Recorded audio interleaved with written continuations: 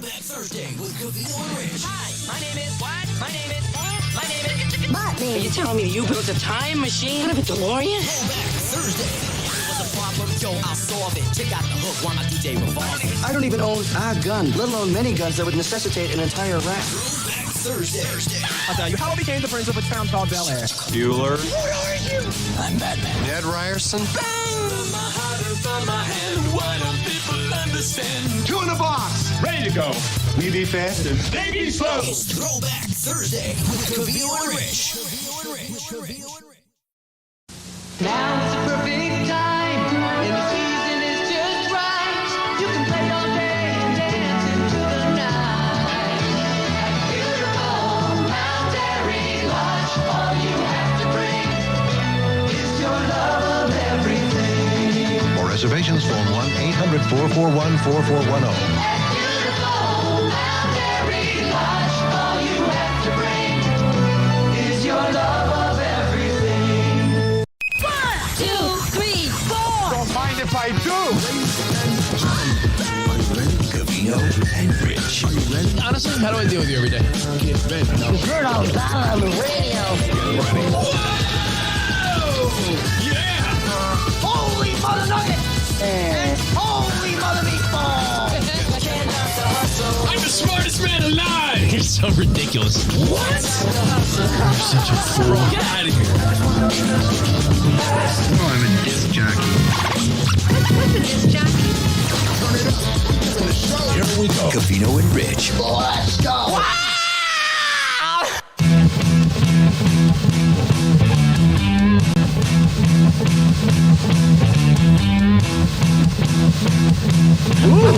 Extra dance moves today.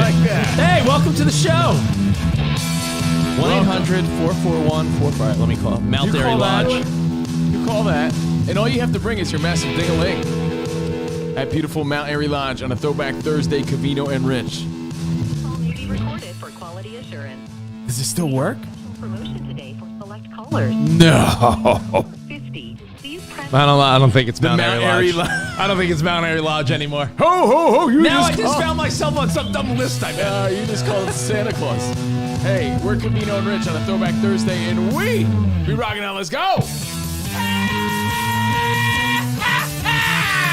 you have to bring is your love of everything.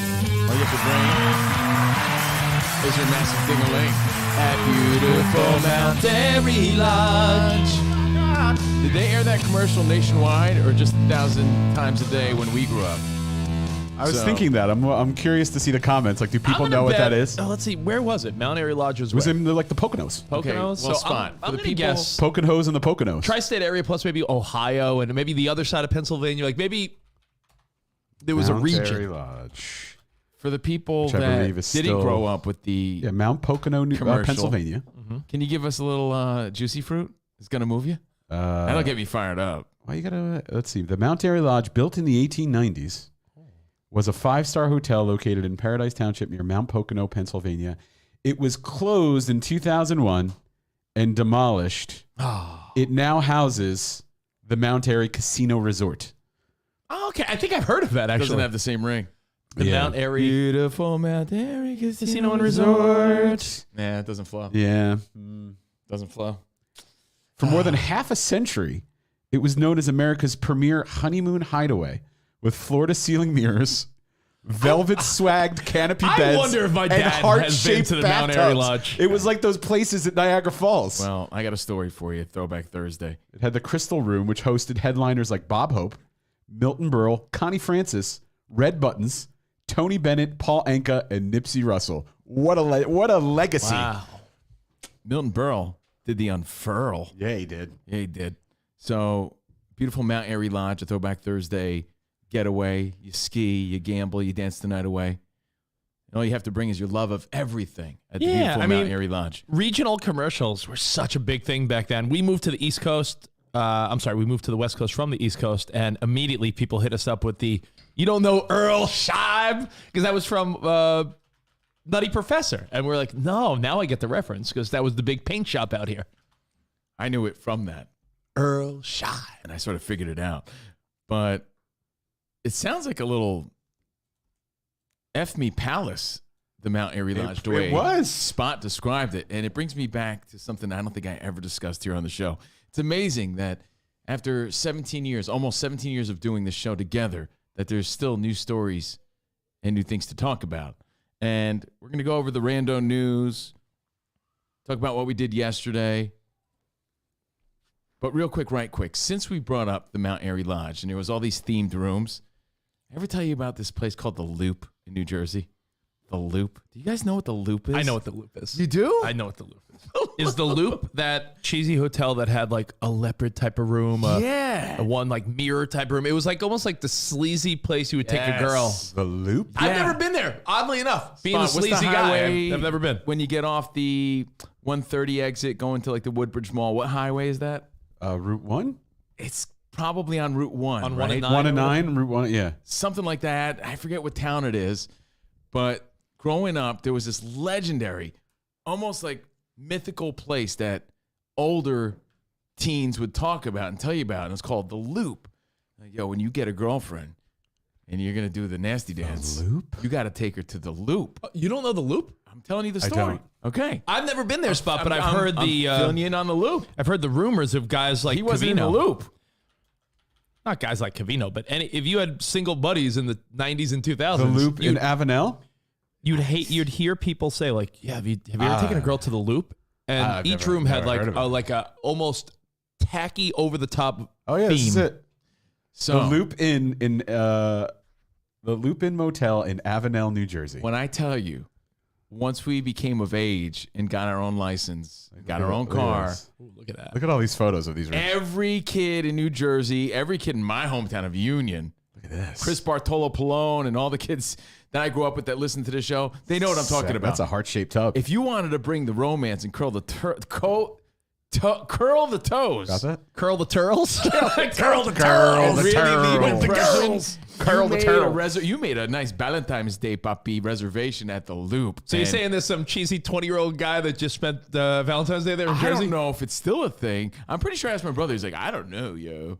Well, if Yeah, your I just brother took her to doesn't know, I just brought my bitches to mom's house. if If your you brother really doesn't wanted to know. get down and unfurl like Milton Berle and get down like James Brown, you took him to the Loop, but there was themed rooms, jungle rooms, like the whole like cheesy, tacky, like martini glass jacuzzis and things like that. I'm telling you, the Loop was where it was at.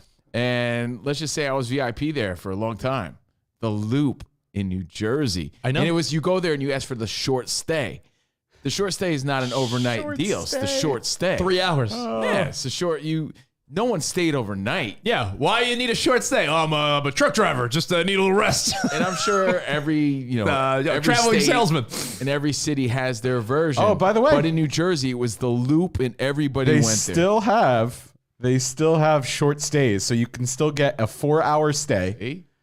for I'm not making this up. with a regular room with jacuzzi and fireplace for $75 for 4 hours. That's not bad. Yeah, you had vibrating beds, spinning Austin Power beds. yeah. You're right.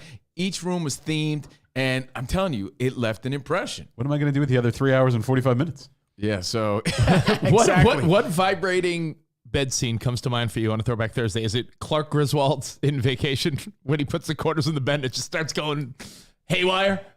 There's so many. I think of the references to one in Golden Girls.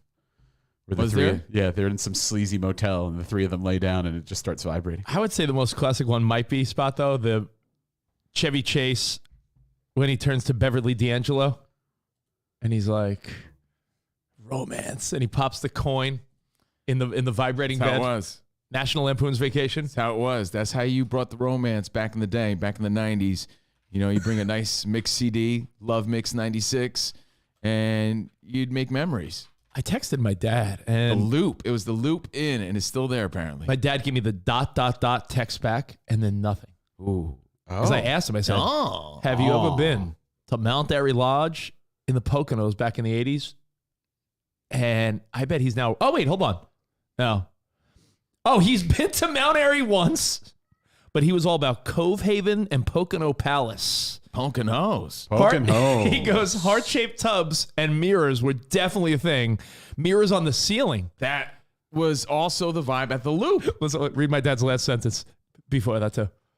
Mirrors dancing on the ceiling, Lionel Richie style.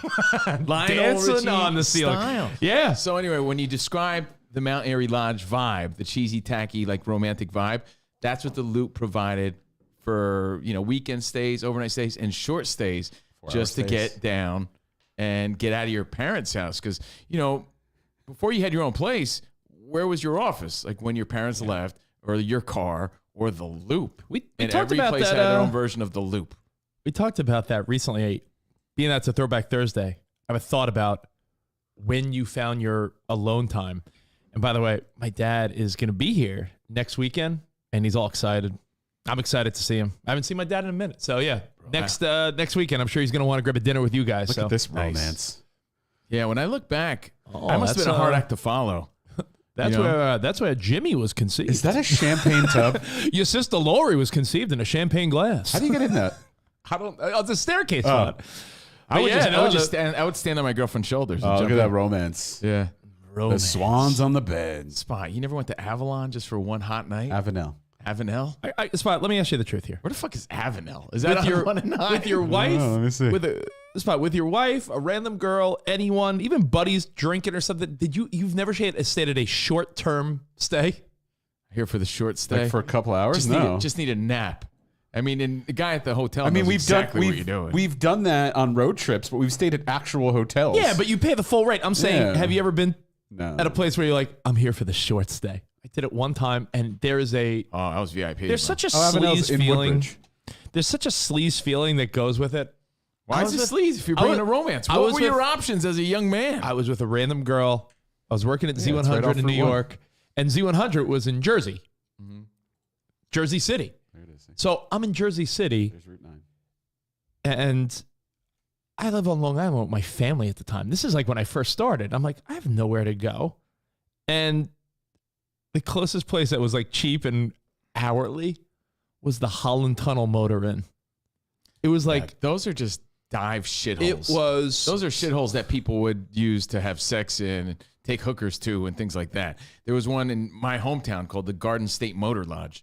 And, that's just bad news. That's not where you take your girlfriend for romance. Look at this place. Looks like a castle. Look at the Loop, bro. Spot, look at the Loop Inn on top of it. Give me the Loop. Give me the Loop. Where is this? Oh, and then you can bury the body across the street in the woods. Where is this? That's where I was VIP, bro.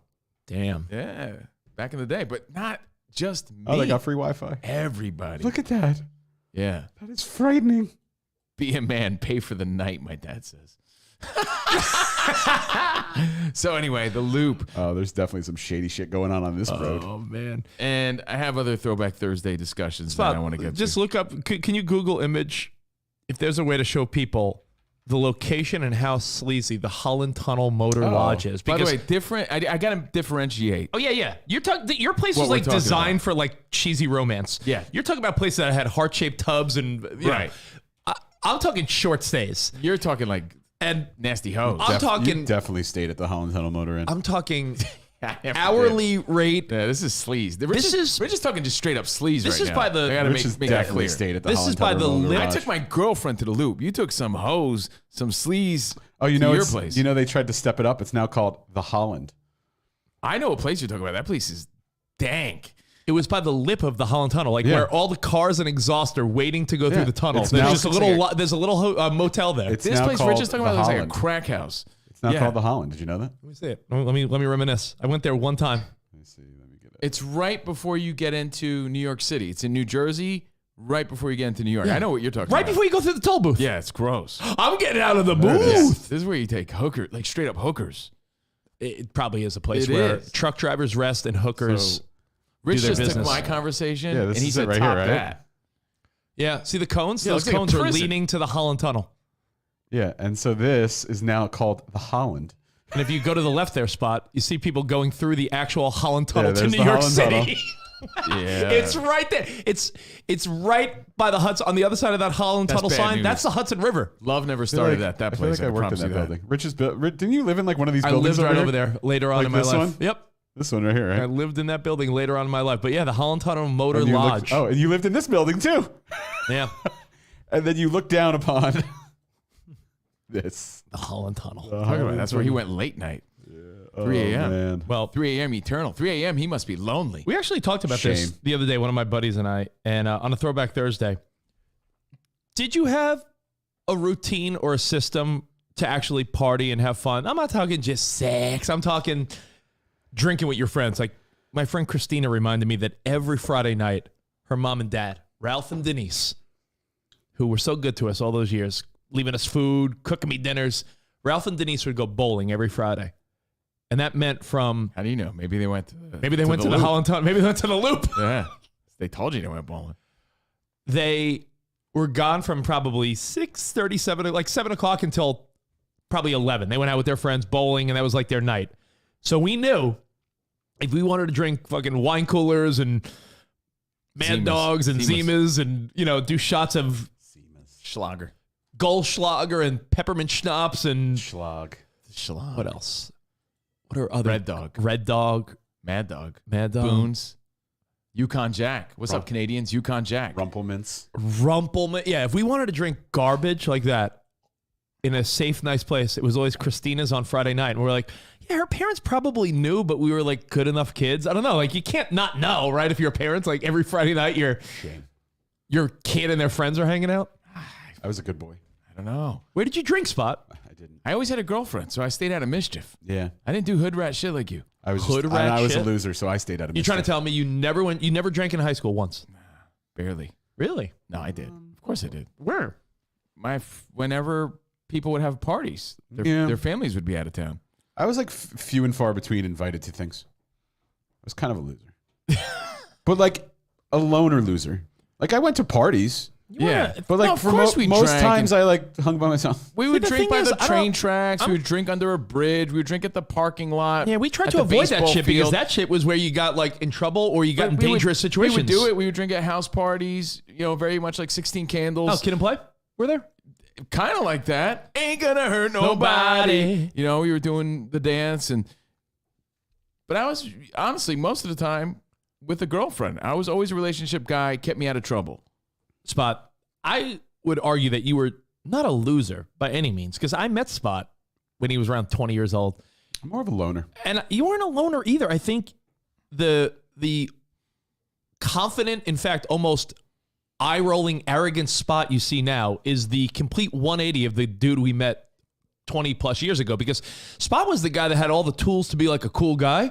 But I think I was a big fatty. He was like I think Stanley he was like, Ipkiss and then he put was the like mask on. You were scared to be. You were scared to be cool. I don't know how to describe it. Like Spot worked at the radio station, and I remember being like, "Spot, come hang in the studio." I thought he was like a nice dude. We'd hang out. Spot then started talking to some of the other DJs and on-air people, and he'd come out to events and parties. And I was like, "Yeah, this guy's really cool. Spot's a cool guy." But I think you were scared to infiltrate that world, and once you did. Even after I left Z100, you were going to all the club nights and parties and events. Like my self-worth was very low. I don't know how to. Yeah, was that it? I mean, and that's no knock on you. I feel like you just needed to break out of your shell, and now you're out of control. No wonder he never went to the Loop. But I'm talking 01, 02 when I first started hanging with Spot, early 2000s. I lived a very reserved life. But I mean, like Spot was the guy that's like, "Hey, Spot, come in the studio, hang." I was always just the fat guy. Spot, I was always the fat kid. Spot, let's invite girls up to the studio. I don't know, we might get in trouble. Who cares, I was Spot? also Come on, bro. All right. And then Spot would get a little taste of the fun. "Hey, Spot, we're going to go to the club tonight. I'm emceeing." "I don't know, man." And then he would go.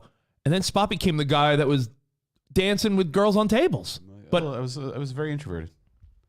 Very introverted as a kid. And Rich was like and I respected women. My mother taught me to respect women. She didn't want me to violate women. Yeah. But I mean, you didn't have to do that to have fun. You didn't have to violate women. You could simply just, with consent, fuck them. That's what I mean. Like, I felt like drag anybody to the Loop. I felt like I was always a big fan of making love to women with consent, Spot. So I think there's a way you could have done it. I couldn't ever tell you about the time I tied the girl out and brought her to the Loop. That's not what we were talking about. Yeah, I'm just saying, Spot. You've come such a long way, personality wise, that I don't think people realize how. If I knew then what I knew now, not introverted my as dick much would have as fallen off by now. just and I don't want to say the word insecure because that sounds negative, but you were unsure of yourself. Mm-hmm. Like if we'd all go to a club, I still am. I'm still slightly socially awkward. Nah, And dude, I never you're shook that. posing and taking selfies of yourself, feeling your muscles different. and your beard, and you're It's a different guy different. now. That's- Back then, you wouldn't even probably want to take a picture because you're like, I look fat. I mean, I still like. Was there ever a middle ground with fun? No, it was. I don't think so. It I was. still I'm a little awkward talking to people. Like that I never shook. It's but I'm still, I just blossomed a bit. And that's a good thing. Thank you. Whoa. Spot blossom. Would you like to speak to Mark in Colorado real I quick? would love to speak Not if he's going to yell at us. to Mark in. You know why Mark in Colorado called? To I talk love that he about- lingers and hangs, and he's a supporter. And Mark, we met him. He's a great dude. I've been to the loop. But I love the fact that the only time Mark calls is when the conversation leans hard into the smut. Let me tell you about short stays. Let me tell you about the I know Hunter all motorway. about short stays, and like sometimes you need just like 1 hour's enough. I used to bring all kinds of hosts to Mount Airy Lodge. What's up, Mark in Colorado? What's up, buddy? Hey, Rich, Yeah. you talk about Christina a lot. Oh. Yeah. I'd like to know, have you ever done it? Have I ever done it? No, but I will tell you the story where, because my friend Christine and I are so close, like brother and sister, like we're talking from kindergarten till now, she's been like a sister to me. Like we're talking. Guess he was done. I remember doing school projects in her basement when we were in 3rd grade and having my little glasses on and being a little nerd. There was a point, I believe our junior or senior year of high school, where we were both single and everyone's like, you guys should be together like your best buds. We made out, and the only time in my life I was like, yo, that was like kissing my sister. Weird. And she felt the same way. And that's why we're capable of being like best buds. Like, barf. It was like, you've never been there, Spot, where it's like a female friend of yours where it's like, well, maybe we should be something because we're so close. Yes. I know Covino never had friends that are females. You always said, get the fuck out of here. I got dude friends. Hey, get over here. You guys over here. Nah, I can't do that. I remember feeling really empty. Did you ever after touch too. it? I remember just making out with Christina and being like, that was real. And we looked at each other like in the most awkward, like, oh, that was just. I had girlfriends and guy friends, meaning I had girlfriends that were with me, and I was friendly with her friends and their friends, but I never like hung out with just me Like, and for a instance, girl like- that I didn't want to get with. Like Jeanette. I've known her since I'm a little kid. Female friend. I mean, they were friends, childhood. I have grade school friends. We, that are female. Yeah. But we didn't keep in touch in that way. There was a story to tie it all together. Short stay hotels, sleazy places, those gross hotels you would go to when you really had no money or you were still living with your parents. Like, where could I take this girl? Do you remember? By the way, to tie it all together, you said, where do you party? We would rent out hotel rooms and just have parties there. At the Yeah. loop? No. Oh. What was that shithole on Route 22? There was a shithole hotel. And sometimes someone would rent out the room and you would Someone just would rent out the room. The Garden State Motel? No, that was in my hometown. Well, just think of it. Back then, if it was like $50-$60, a couple guys throwing a few bucks each, you could. The one that's now a Hilton Garden Inn?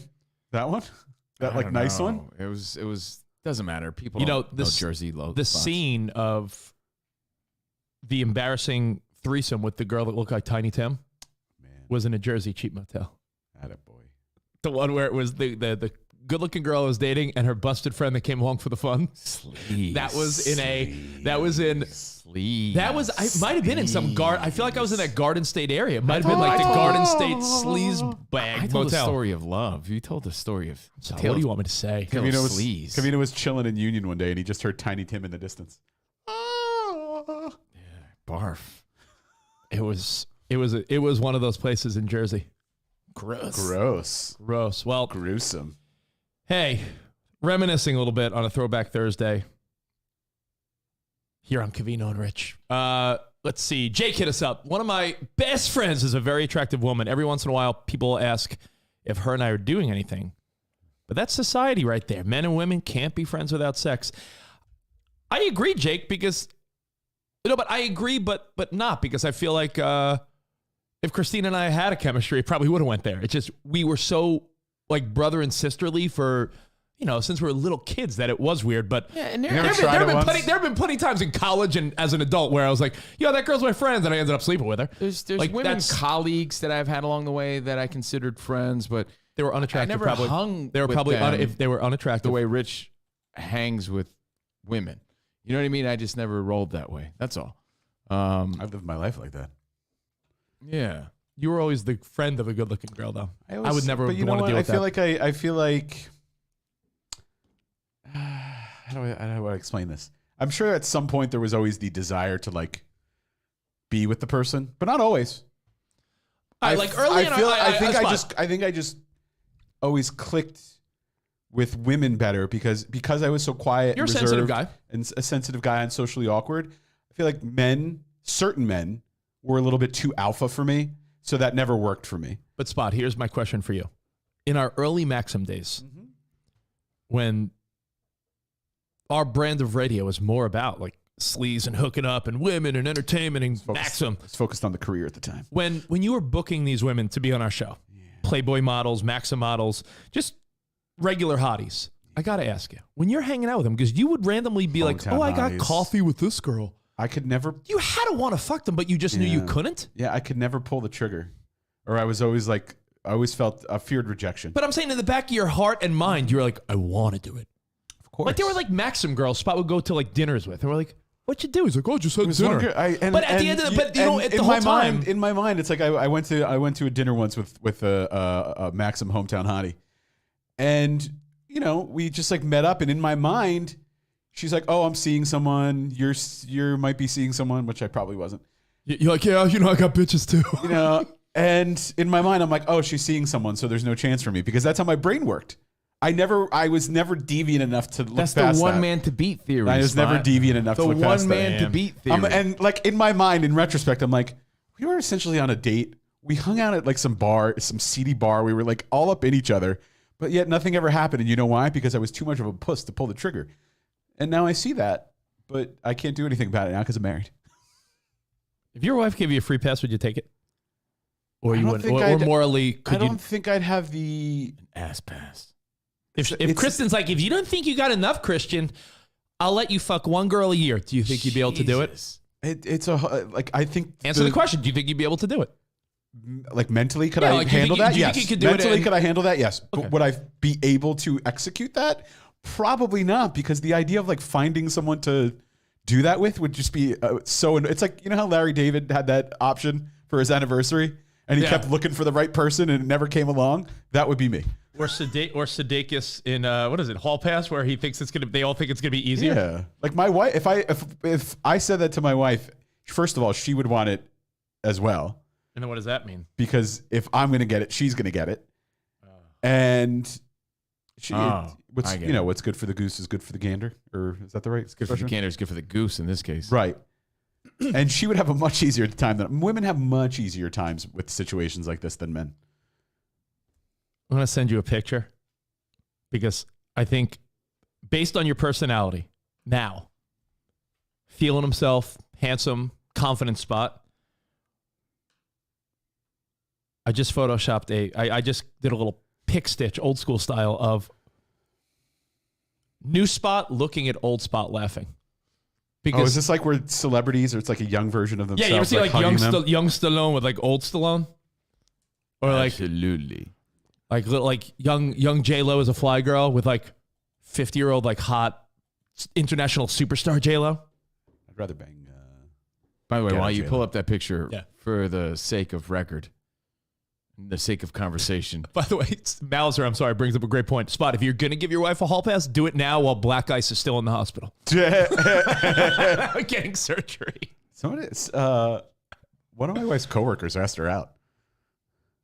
I wonder, she's like riding this validation so high. Like she's so high on this validation. What's his name? I don't know his name. You didn't ask the guy's name? No. Oh, that was a confident move. Spot's like, okay, cool. I know he works in radiology. They make a lot of money. But he's just a administrative guy. Does he know she's married? Yeah, she said it. She's like, oh, something about my husband. Asked out for like just a innocent? No, to go to the fucking Mount Airy Lodge. To go on a date. To go on a date. She's so excited Friday about night. it. What do you mean she's riding on that validation? She's Like, so she's stoked about it, like flattered? So flat. Like, Not you know, rubbing it in your face, flattered. Yeah? No, like she's proud of it. And I feel like it's turned her on a bit. Oh. Yeah. Oh. Yeah. Oh. I'm waiting for the photo. I'm sorry. So I know. the hotel that we used to party at, that I said we would rent hotel rooms just to party at, was a place called the Clinton Manor. And Barnando said, yeah, and I banged like 5 chicks there too. The Clinton Manor. Clinton Manor was on 22. I feel like I've been to a wedding there. That answers both questions, ties it all together. Sometimes you just rent the hotel just to party at. Did he read I banged 5 chick emojis there? No. Oh, sorry. You didn't even write banged. I tried to clean it up. Banged like 5 chicks there. Oh, you just Clinton Manor. Loose lips. I did not have sexual relations at the Clinton Manor. Who didn't put together the pieces? All right. Spot on the why this picture's not going through, but I feel like I did a great job encapsulating. Is that a word? Old spot and new spot, but hopefully it goes through. When I said capturing my essence. Capturing the essence of spot. If I knew then what I knew now. Oof. Watch out. Tri-state area. How do you want, and this is a good question, Cove, because we got a lot to get to today, but I feel like I like where we landed with Spot's wife getting asked out. If you're Spot, do you want to know? Do you want details? Should his wife have not mentioned that, or keeping it to herself is wrong? Like, what's the answer it up there? to Spot keeps him on his toes. You know? You think it's... But I don't think women need to do that because men know that dudes are interested. You know, I don't need to be reminded that there's probably like 150 guys in Jordan's DMs right now. I don't need to be reminded 151. of that. Yeah. You know, like I know that. So if someone's going to bring that up, it's to keep you on your toes. Yeah, I feel like it happens so infrequently for her, which I don't understand why, because she's a very beautiful woman. Well, because she's quiet and works at a hospital. Yeah, and she's like working with like patients and stuff. So, Yes. yeah, I don't think it doesn't really seem like the opportunity is like, hey, I know you're helping me and I'm a troubled person. Want to get coffee? And I saw this bubbling up because she said, like, I think this guy is flirting with me or is into me. And she kept running into him. And finally he's just like, hey, would you like to go out? That's bold, right? And I said, I'd never do that. Control B. Bold. Good for him. Bulbous. Asking out a married woman like that. You're like, that guy's got balls. She looks good when she goes to work. She wears those tight pencil skirts. Oh. Those with her cheeks. Yeah. Pencil cheek skirts. Yeah. Well, just know that what Spot is saying, if your wife does let you know that some guy's coming onto her work, sometimes there is a objective there. And it's because you're not giving her enough attention. Just I'm not saying you, Spot. I'm saying the collective you. Sometimes if your wife brings that up a lot, that's her way of saying, like, I want more attention from you. Lessons learned. We've all been there. All right. Where do you want to start today's show, buddy? I wanted to see this picture. I know. I'm having a hard time working? getting it through. I wish. Okay. Here, take what does this say, though? Hold on. It's a good one. So he asked her out, I think last week. She said I was married. But then he brought her cookies on this week, Tuesday, I think. I mean, chocolate chip cookies. She has to put the stop to that. Like, hey, and she could be as flattered and sweet about it as she wants to be. And she does hey, wear it, by that's the way. so nice, and I'm very flattered, but I'm married. You got to stop flirting with me. To answer Jason's question, yes, she does wear her wedding ring. You know, maybe I should have gotten her a bigger rock. So it was like, poof. It's nothing a Spot could do or should do. It doesn't bother me. That's the thing. Because if people are like, why is Spot just fine with this? Because I'm very secure in my relationship. What if she was like, that guy remember my buddy Herb, my old neighbor Herb. Course, yeah. Remember? There's a throwback. I lived next to a guy named Herb, and he was like my BFF for a while. Oh yeah. He said, "Listen, man, women are like their hearts are like buckets." I was like, "Really, Herb?" He said, "Yeah, man. And if you're not filling that bucket, someone is. Someone's going to. And even if they're not looking for it, it's going to get filled one way or the other." Women are like blue mugs. He goes, "So if you're not filling that bucket, someone else is going to be filling that bucket." If you don't fill that are we blue talking mug. about buckets or ass cheeks? What are we talking about here? Herb. Crevices or buckets? Man, Herb should do a love podcast. He was talking about like just, she's clearly flattered by this. Spot, maybe you're not complimenting her enough. Maybe. I'm saying that's what you would maybe start to think about. I'm Herb. I just booked her a trip to Bora Bora. I think she's okay. I'm Herb, and this is love. I'm not saying there's an issue. I'm saying you'd have to think about those things a little bit. Like, oh, why is she so flattered by this? Jealousy is a weird thing, and I'll tell you why. I'm not saying you want someone to be jealous, but I guess it's always flattering. You see it on reality shows, and I know that's stupid, but and you see it in real life too. But when someone's super jealous, do they not realize it's such a turnoff, or do they consider jealousy like a flattering quality? That's the weakest quality. Like if someone's like, "Where were you? Who are you with? What are you doing?" That's just weakness. But are there women that are like, sometimes that just projection. shows I love you? Are there women that justify that shit? That's just bad wiring. If you believe that's a good thing. And by the way, Herb didn't steal water. Herb would bring me tamales. Oh yeah, who stole water? Art. I may have called him something else. Let me tell you something. Stealing water, I used to think was like a joke, but when I see my water bill out here in the valley, in like a house, I want to steal someone's. I want to steal someone's water. I had a neighbor that would steal my water from the spigot when I was gone. I want to steal someone's. That guy was filling buckets. Literally filling buckets. We can enact the if it's yellow, let it mellow rule to save you some water. So anyway, we can't get that picture up of Spot, the before and after. But I don't think any of us should be surprised, any of us hanging out, if our significant others are getting hit on, man or woman. Send it to me. You chose them. You picked them. You ended up with them. Someone else is going to. Send it to me. I did see something in them. No, and it's always flattering, but. Airdrop it to me. Whatever. The question is, do you always have to bring it up? That's the question. Do you always have to bring it up? I assume everybody wants to bang me. I'm not going to bring that up all the time. I feel like when a guy brings it up, especially when they hear my stories. Do people hit on you? I don't think so. Yeah, I don't think so either. When guys bring it up, I think it's I think it's deliberate, if that makes sense. Like when guys bring it up to their wife, it's their way of being like, "You're like other women want to fuck me, you know." Yeah, I guess. But sometimes a girl might need that. Like I'm surrounded by beautiful women at the yoga studio. My wife sees it sometimes. I chat it up because I'm in a position of authority, but I don't think any of them want to fuck me. Rich chads it up. I chat it up. He chads it up. No, but when you when you do get hit on, there is an instinct to want to tell your significant other, your wife or girlfriend. Yeah, it's a validation. It's a validation. Hey, but look, see, I am a hot commodity. But what Covino's saying is good-looking women are used to that, so it doesn't. Like if Covino goes to Starbucks today and some good-looking girl's like, "Hey, what's your name, Steve? Steve, you single?" And he's like, "Oh, sorry, I'm dating someone. And then he goes home. You don't think Covino's instinct is to want to be like, "Oh, I want to tell Jordan.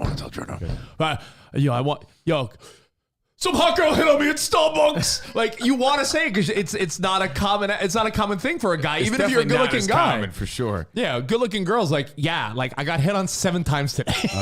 For a guy, you want to bring it up because there is a validation. Yeah, you have to think of it this way, right? For the most part, it's still men hitting on women. For the most part, right? So if your woman's out and about and she's at Whole Foods and she's fucking doing her little, she's doing what's the dance spot? The shopping cart. She's doing the shopping cart, right? And people take notice. She must get hit on 7 times a day, easy, if she's out and about, right? For her to tell you about one specific one, it must mean something. Yes. There must be more to it. Because why didn't she tell you about the other 49 times she got hit on that week? If she told you about the one, there's something to it. And it could be just because she wants to get your attention. Or guilt. Or maybe I always say I have one other loophole. How often does Jordan bring up? When it's fresh. Sometimes she'll go into Gualmar. And I'll sit in the car because I don't want to go to Gualmar. I'll sit in the car and just fucking. You'll sit in the car while your girlfriend shops? Yeah, serious? Yeah, sometimes. What does that mean? With her? So you'll just sit in the car? Sometimes. But not even sometimes. So if it's fresh, anytime. Then she'll be like, "Oh my God, I just got hit on 30 times." Is she picking up tampons? Why won't you go in with her? Because I'm say I'm watching a fucking game or something, You know, there's times I don't want to go in So there. there are times Like, where you. There are reluctantly- times. I'm like, I so did not. weak. I said I'd go to Krispy Kreme. I did not. I'll be honest. I there did are times- not agree to Walmart. You tried to bamboozle me. you're a you whack- said I think you're a whack donuts, partner. and now you're trying to Who get me to go doesn't to love- Walmart. Who doesn't no love way. going into Walmart? Me, fuck that place. I think you're a weak partner. Because she tries to bamboozle me. Go fuck yourself. You don't know my life. You're a weak partner. What I'm telling you, I can't imagine. She'll Be- say, oh, "You want Sarah, to I'm go gonna get sit in the donuts?" car? And I'll say, "Sure, all right, let's go get donuts." Fatty. And then she tries to bamboozle me to be like, "All right, we're going to Walmart." And I'm like, "I didn't agree to that." All right, how long are you gonna be? I'm just going in for a quick. All right, I'm gonna stay here. Spot, imagine happens that shit. if I'm in the middle of a game or something. What? Imagine that shit. Imagine you were like, I know, Rich is the Kristen, greatest. No, I don't let's think talk I'm the about how greatest. I think great Rich is every all the single time. person with Every feedback. show should be, let's turn it into how great Rich is. That's the whole the theme? All roads lead back. To, Or is the theme that that's terrible? No guy should sit in a car. You know while- how often I'm at a store with Jordan? If it's like once in a blue moon, my point for bringing that up was that's when a woman will tell you because it just happened. Like there have been a few times where she comes right in, she's like, "Oh my God, like this dude was just like hitting on me hard because it just happened." Otherwise, I wouldn't have known about it. So if they're I'd love telling to you hear- about that I'd one, love to hear what people say to Jordan. Could she like wear like a hidden camera? usually, yo on ma, her boobs. yo ma, yo ma. I'm just more amazed that like, then why even go for the ride? Because you went Because somewhere else. I just explained. but, like, you would- she'll bamboozle me and say, "Hey, want to go to Starbucks?" And I say, "Sure." Yeah. So we go to Starbucks, and she's like, "Psych, we're going to Ralph's too." And I'm like, "I didn't agree to Ralph's." So you sit in the vehicle. Once in a while, for like 10 minutes. What's so big deal about that? I'm just saying. Once in a blue moon. I'm just saying. Does she leave the window cracked for you? People want to know, like a dog, like someone tried to break Yeah, into do you the leave car. the car? Is the car running the whole time, or are you just sitting there? It depends. Am I fucking jamming out the 80s on 8? Then yeah, she'll leave the car on. Yeah, I'm We built this city. Yeah, pretty sure the car's on. city But if on I'm like, if I'm When you getting get- ready for Fox Football Sunday Fun Day and I'm watching the game, I don't got time to fucking peruse the new mops at Walmart. I'm in the zone. New mops. I didn't agree to that. When you get, if you ever upgrade to a Tesla, you can have the screen say, "My girlfriend is in the store. I'm okay." You guys, The are temperature best. is 75 degrees. You guys are the best. The best, the best, the best. He's the best around. Is it best around? Or I just Yes, can't I imagine don't sitting in judge the it. car. You go by yourself half the time. I don't judge that. Yeah, I don't do know. things. I'm with her all the time, as often as I can. You know what? Honestly, she might enjoy the separation. Yeah, Yeah. it's a big deal. I'm like, yeah, you mind? If she, God, he won't leave me alone. if she minded, I would go. She doesn't mind, so I'm like, okay, I'm gonna watch the game. Sarah, what about Sarah? Does she He goes have by any stories? himself. No, I don't mean about the store. Does she have any hit on stories? She's a very beautiful woman. I mean, Her dude slide in her DMs. she's like it's usually most of the time she's somewhere. She's going through a drive-through because there's a baby in the car or a kid sleeping or going to a Kids. school. What a cock block kids are.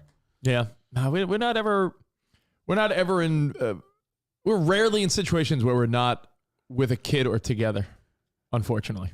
Unless like, she's running errands, like, but yeah, that's, it's all good. I just thought it was interesting. You sit in the car. I would never want to sit in the car. once. No, and, but I'm and it's saying, specifically Walmart. Like what do you have against Walmart? Walmart's Because I don't want to go Walmart's in. a playground. And I An never adult agreed. playground. Like that's her own like solo trip. Like what is so odd about that? If I was going to Starbucks and she said I'm gonna go run into Ulta real quick, I have to go in with her. Like since when? Like I have to? I can't just sit there while she goes in there for 5 minutes. yeah, but Walmart's never 5 minutes. That's what I say. Do you want me to come in or not? If she's Walmart's like never- no. I'm like all right, cool. Ulta's a good example because if your girl is like, yeah, I just need to get my face cream. That literally is a 1 minute in and out. That's what Walmart is an usually- adventure. No one goes to Walmart for a minute. That's like saying you go to Target for a minute. I don't like. Takes a minute to walk into the store. Yeah. You don't want to see all the mutants at Walmart. I don't like going to Costco, but I go because it's mostly for me. But I go. So Kirkland, bro. Kirkland. You try to dump on me as like a bad partner. I'm there with the fucking cart. I'm doing the dance too. As often as I can. So anyway. Shopping cart. Yeah. The point was, I was a master at the shopping there's only a cart. few times that they 2000s. tell you. Otherwise, there's no need because you assume that women are just getting hit on all the time. That and the lawnmower. The lawnmower? I do a killer lawnmower. Really? Great dance. So you have to kick it. You have to, you like pull it twice. Can you kick it? Then you kick it to the side to make sure it starts, and you pull it again, then you're going. before we get into the topical things, it's a Throwback Thursday, so we were reminiscing. Even pick up the grass, getting hit on, and Spot's wife, all that shit. I saw a post yesterday on a Throwback Thursday that made me reminisce a little bit, and we like to reminisce, and we reminisce over you. Check it out, Jesus Notorious. You know Jesus D. Notorious. There's certain people's names that have been social media friends of ours for years, and I see their names and know what you're talking about, but I've never tried to pronounce it. I know you're talking about. It's like Jesus. Isn't it funny though when you think about the name they really put all this thought into? It was at a different time in their life. I get it, but at one point, Matt Ellis in Minnesota said, "You know what? I'm fucking Rocket Dog." I'm rolling with that. Let me see if the screen name's taken. Hold on. Rocket. Let me add my year of graduation. Rocket Dog 99. Yeah. Because he's a rocket dog. A rocket dog. I wonder where that came from. I don't know. But at one point, he was like, that's who I'm going to be in this new realm in reality. So Jesus Notorious says... The Notorious Jesus. He says... Watched an interview with Seth Rogen. Rich didn't recognize him. Rich probably saw the same interview, but didn't know it was him. That's Seth Rogen? And he was talking about posters he had on his wall as a kid. Do kids today put up posters? My daughter has never had interest. Also, what posters do you have up or did you have up as a kid? So I thought that was a fun conversation because I loved it. I went through all different phases, man. Yeah. I mean, I would say, would you say... For a minute, fatheads took over, and I don't really. Maybe because that grunge shit's back, and Fatheads your daughter take over every day on this show. Well, your daughter Melody would be the proof of the pudding. She's into that '90s grunge vibe. Is like rock poster, like actual posters, a thing again. Because I could see a comeback. Someone chimed in on that thread. Shout out to Becky, but there was another woman who said, "My daughter rocks like rock." Posters, music posters, and anime posters. And I was like, yep, same. That's pretty much my daughter's vibe. My house, she hasn't really hung up posters, but at her mom's house, she's hung up a bunch of them. So they're back. They're a thing. It's just a matter of... I don't think I ever had posters. No? I think posters, Cove, are... Not until college. I don't think posters are a thing of the past. I think maybe they went through a cycle of what kids are putting up. Like our buddy Jeremy, Sarah's... friend and boss. Mm-hmm. When we've been to his house, he's got two boys that are like Melody's age, a little younger, and they got like Steph Curry, Mike Trout, Giancarlo Stanton. They got like like you had like baseball plaques and shit. Like so, I looked at his kids' rooms. I was like, yo, Jeremy, is it wild that like it's really not that different than your room as a kid? Just replace. He's a Yankees fan. I'm like, replace Stanton with Mattingly and replace Steph Curry with Bo Jackson or something. It's your room as a kid. To answer the question, I think they're back and they've cycled, like Rich said. Yeah. I do think they dipped away for a second with the fathead rage and maybe just they weren't a thing. But growing up a Spencer's Gifts sort of teen, you'd go there and, first started off, like you said, with your sports heroes, right? Or cartoon heroes. I had Gary Carter. I had Joe Montana.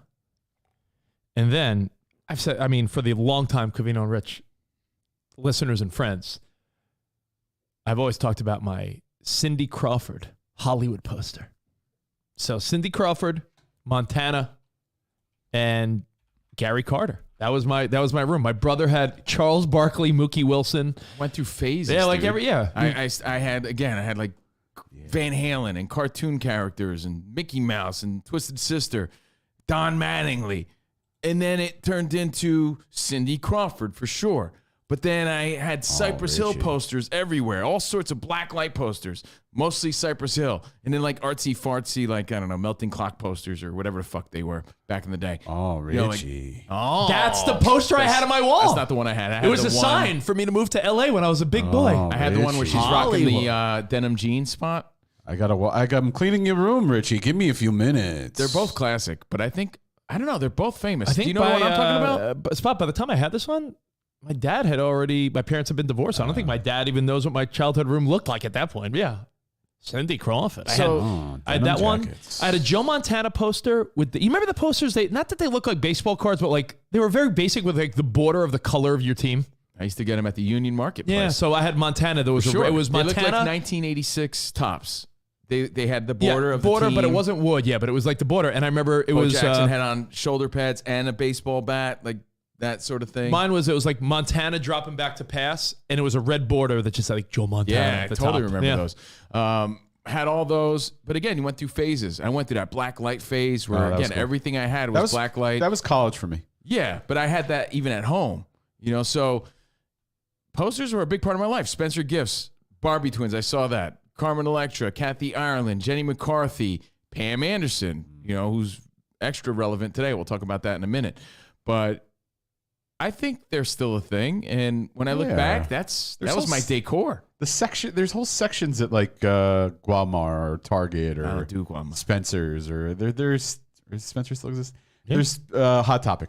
There's still tons of posters out there, so people are buying them. Spot, I just sent you not only the poster of Joe Montana I had, but I finally was able to send you the picture of Old Spot hanging with New Spot and how New Spot would even hate Old Spot. I sent it to your text message. Why is that? Because I like Old Spot. Oh, directly to me. Yeah, I sent it directly to you, both of them to you.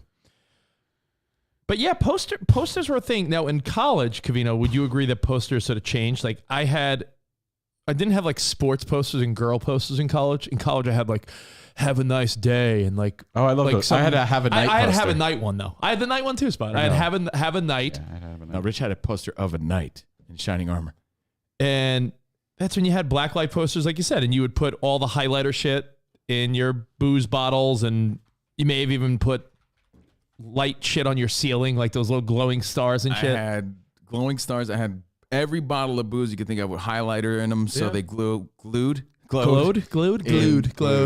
Black light, but my walls were filled with posters and plaques. I had plaques of Willie Randolph, Dave Winfield, in college, or Don Mattingly. Not in my dorm, but Here's in my room. Yeah, that was the one. That's the one you had? Yeah. I had Hector Camacho versus De La Hoya. I had Mike Tyson. I had the famous Ali beating Sonny Liston plaque. I had plaques everywhere. Plaques and posters filled my room. And, nowadays, little kids, girls especially, I'm the father of a preteen daughter. They put the vines up. Everything's those strip lights. Oh, I love those. Strip lights, things that fucking shoot up projections to the ceiling. Vines with dream fairy lights, but vines. You know what I mean? Like, I get it. So that's what the kids are into now, mixed with posters. That's New Spot laughing at Old Spot, being like, "Whoa, man, the potential I could." That guy is dapper. Look at that. Is that the same guy? This could be you. This could be you. You look like you were chatting it up there. I was. Who took that photo? Chatting. Jordan. She's good at that. She wanted to she wanted to return the favor. Brad I was her Instagram a husband for the day. Yeah, Spot takes good pictures of Jordan. Lava Lamps had that, and take them of my wife too. My most famous transitional poster is the one I sent you, Spot. Transition. This is the one that broke my mom's heart because I think I took down. I always say Don Mattingly, but I think you it never was took down Don Mattingly. Ooh. Man, what was maybe like Twisted Sister? No, I think it was even more sad. I had this Mickey Mouse Fantasia poster. Always. Oh, so childlike and whimsical. Yeah, but I was like, you know what? Steven, you love Disney. Steven, Mickey Mouse. I don't know. Maybe it wasn't. I forget. Maybe it was like Steven, Power Disney. Lords or He-Man or something. I don't know. It was Prince Adam probably. And I'm like, fuck Prince Adam. I'm sick of him. I don't like him anymore. Right? Mom came home one day and this was up. And she was like, no! Yeah. I was like, yeah, it is, Mom. Steven, you took down your 101 Dalmatians post? Yeah, and this is what I like, all right? This is the one I had. I like butt cheeks. That's Mom. So I had that with all these Cypress Hill posters. And Rich that was- swapped out his Fantasia poster for a Fantasia Barrino poster. I did, yeah, that was a big move That was for a me. big move for you. And you know what? Here's what I got to keep in mind. You know, as a dad and looking back and talking about posters. Yeah. I never had posters. If you read too much into things, you'll drive yourself crazy. Like if my parents really read into the songs that I was listening to and dissected the lyrics, they would have questioned where my head was at. And my head was up my ass. Yep. You know what I mean? Like but if they were listening to Down in a Hole, they'd be like, is Steven depressed or something? What's going on? You know, or my dad, I told you one time, I was listening to Here Is Something That You Can't Understand, How I Could Just Kill a Man. Hey, you want to kill someone? Yeah, What, you a murderer? If they really listened to all these songs that I was listening to, they probably would have been concerned, right? Where there was no need for concern at all. So when you looked at all my paraphernalia posters and weed, and a lot of them were weed and drug related. Yeah. You know, or like I mean, that was trippy. the cool thing at the time Yeah. in the 90s. But if you were really looking into it, like, is he doing drugs? Yes. The answer is no. So I have to be a parent with the same open mind. Like, because I have parental filters on when I hear the stuff or the lyrics of the songs today. And I'm like, yeah, they're probably, hopefully, not affecting my kid the way I think they might be. Because think of what you listen to. No. You aren't reflective of the music you listen to. So That being it's said, sometimes it's just if good Melody music. wants to hang some weird shit up in her room, you know, I don't want to overthink that because look at the stupid shit we were hanging up in our room, you know? So, oh, you want to hang up this weird like anime thing? Okay. I guess it could be worse, right? So try not to overthink those decisions. But be aware of them. But Spot, no posters, huh? You know, Bare walls? What did you have? Did in you have my like house, a Kincaid painting? What did you have? in my house, I was very transient. So it was, Reservoir Dog Spot, what'd you have? because Fiction? I was always getting moved around because we had too many siblings for the amount of rooms that the house had. So if like someone would move I had out or Scream. move rooms, I had or the Scream poster. Because I had that in college. The Scream It's like I was poster, always yeah. sharing a room either with my brothers or they had stuff. Not the movie So it was- poster, Rich. I just never. No, I know the Scream. I know. Did you have the Starry Night? But that type of shit. Yeah. Yeah, that type of shit. I Not think I had Starry that. Night. I had other versions I had of that. Starry Night. Or what's the one where it's like what's the famous artwork where it looks like multiple layers of like a not a maze but like a staircase, but Spiral Staircase. Oh, Isn't that's it called that? Isn't that like Escher? Like the thing. Yeah. Escher. it looks like Yeah. you're going up or down, like Yeah. that whole Like, yes. illusion. Yeah, so Or what about, exactly. So We got all very artsy when we were your 18. parents Like, could have been like, "Wow, is he going through like a trippy phase or something?" Bitches love The Kiss. You know that painting, The Kiss, what's that? by Klimt. I'll show you. The Kiss. You'll show Mike me. I'll Tyson show had you. one You're that gonna be said, like, oh yeah, Kiss. that. Kiss. Bitches love this. Kith. I used to love Kith. Kiss painting. No, Gene Simmons came up for me. No. You know this. You know this. Oh, I know it. Yeah, this is definitely. Spot's going to show you. You're going to say, oh, I know this one. Look up if you're on tier 1. Look up The Kiss. You'll say, oh, shit, I know that. Very artistic. Belvedere Spot. It's Belvedere, The Kiss. Is that the one you're thinking of? Klimt. Oh, I found it says Belvedere, The Kiss. That's the one I'm Mr. Belvedere? thinking. Mr. Belvedere. No, this one. By or was Klimt? Oh wait, am I thinking it's Klimt? Who did Scream? Maybe Well, that was Klimt. Anyway, It's funny though. Whenever I see throwback movies of the '90s and shit, I often Bitches see love posters this. that I had, and I'm like, "Oh, I had that poster." and that's why there's certain shows on television that do a great job of really creating the Oh, that's vibe of the time.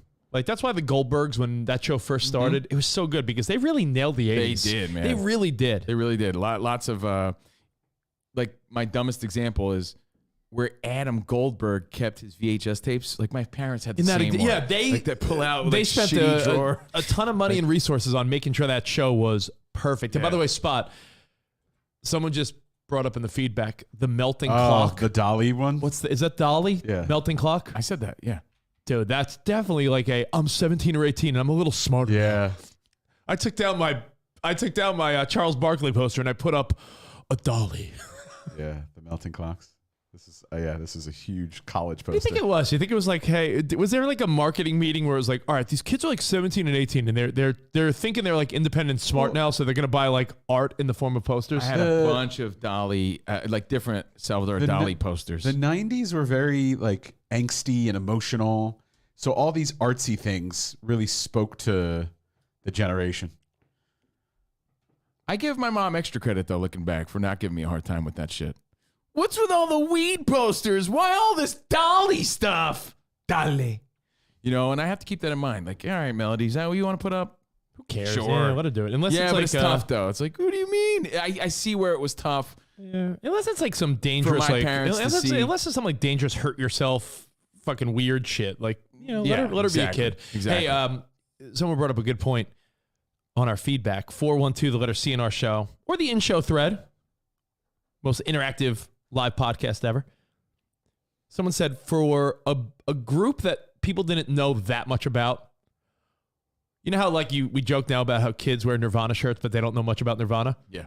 The Doors Jim Morrison poster That was famous. was yeah. way more popular than I bet you the fandom these kids had for the Doors. Just Like, it was yeah, just maybe. a cool poster. Maybe, it was yeah. just a cool poster. Like, you know, what do they know? Come on, baby, light my fire. Yeah, go deeper than that. Doors poster, kid. Some posters were legendary back Yeah. then. So anyway, that was our decor. A little fun tack. I also Little feel like fun tag. the 90s kind of brought back the 60s a bit.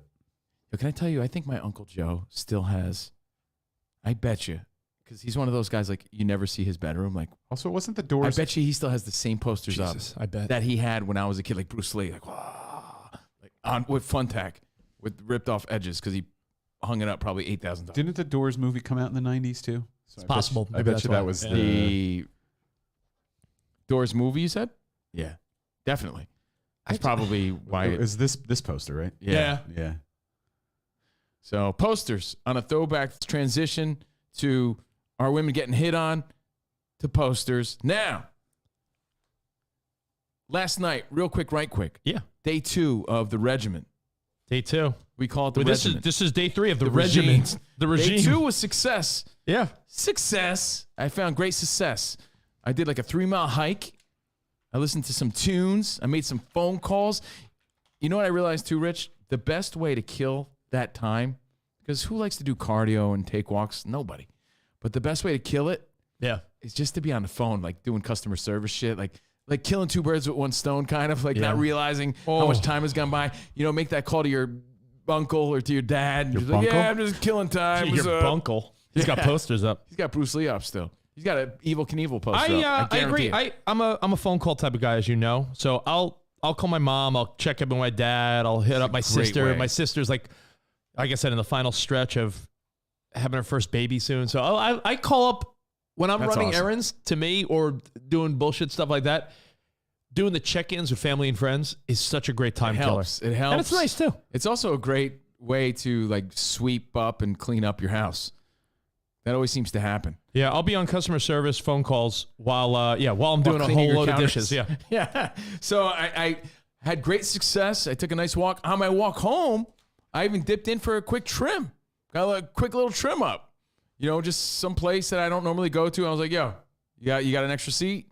I just took a chance. It wasn't that dope of a cut, but it was better than I, had. Let's see it. So it's just a cut. Turn to the side. I Let's didn't see want it. him to do anything tricky, like Let's see it. What do you got? That's just the cut. It's just the cut. So I got a cut. Look to the side. Watched The Bachelor. Look to the side so No, you can I don't see your like, I cut. don't like your tone. I don't like the vibe, and I don't like doing things you tell me to do. So, Bachelor, watched that. Boring as fuck.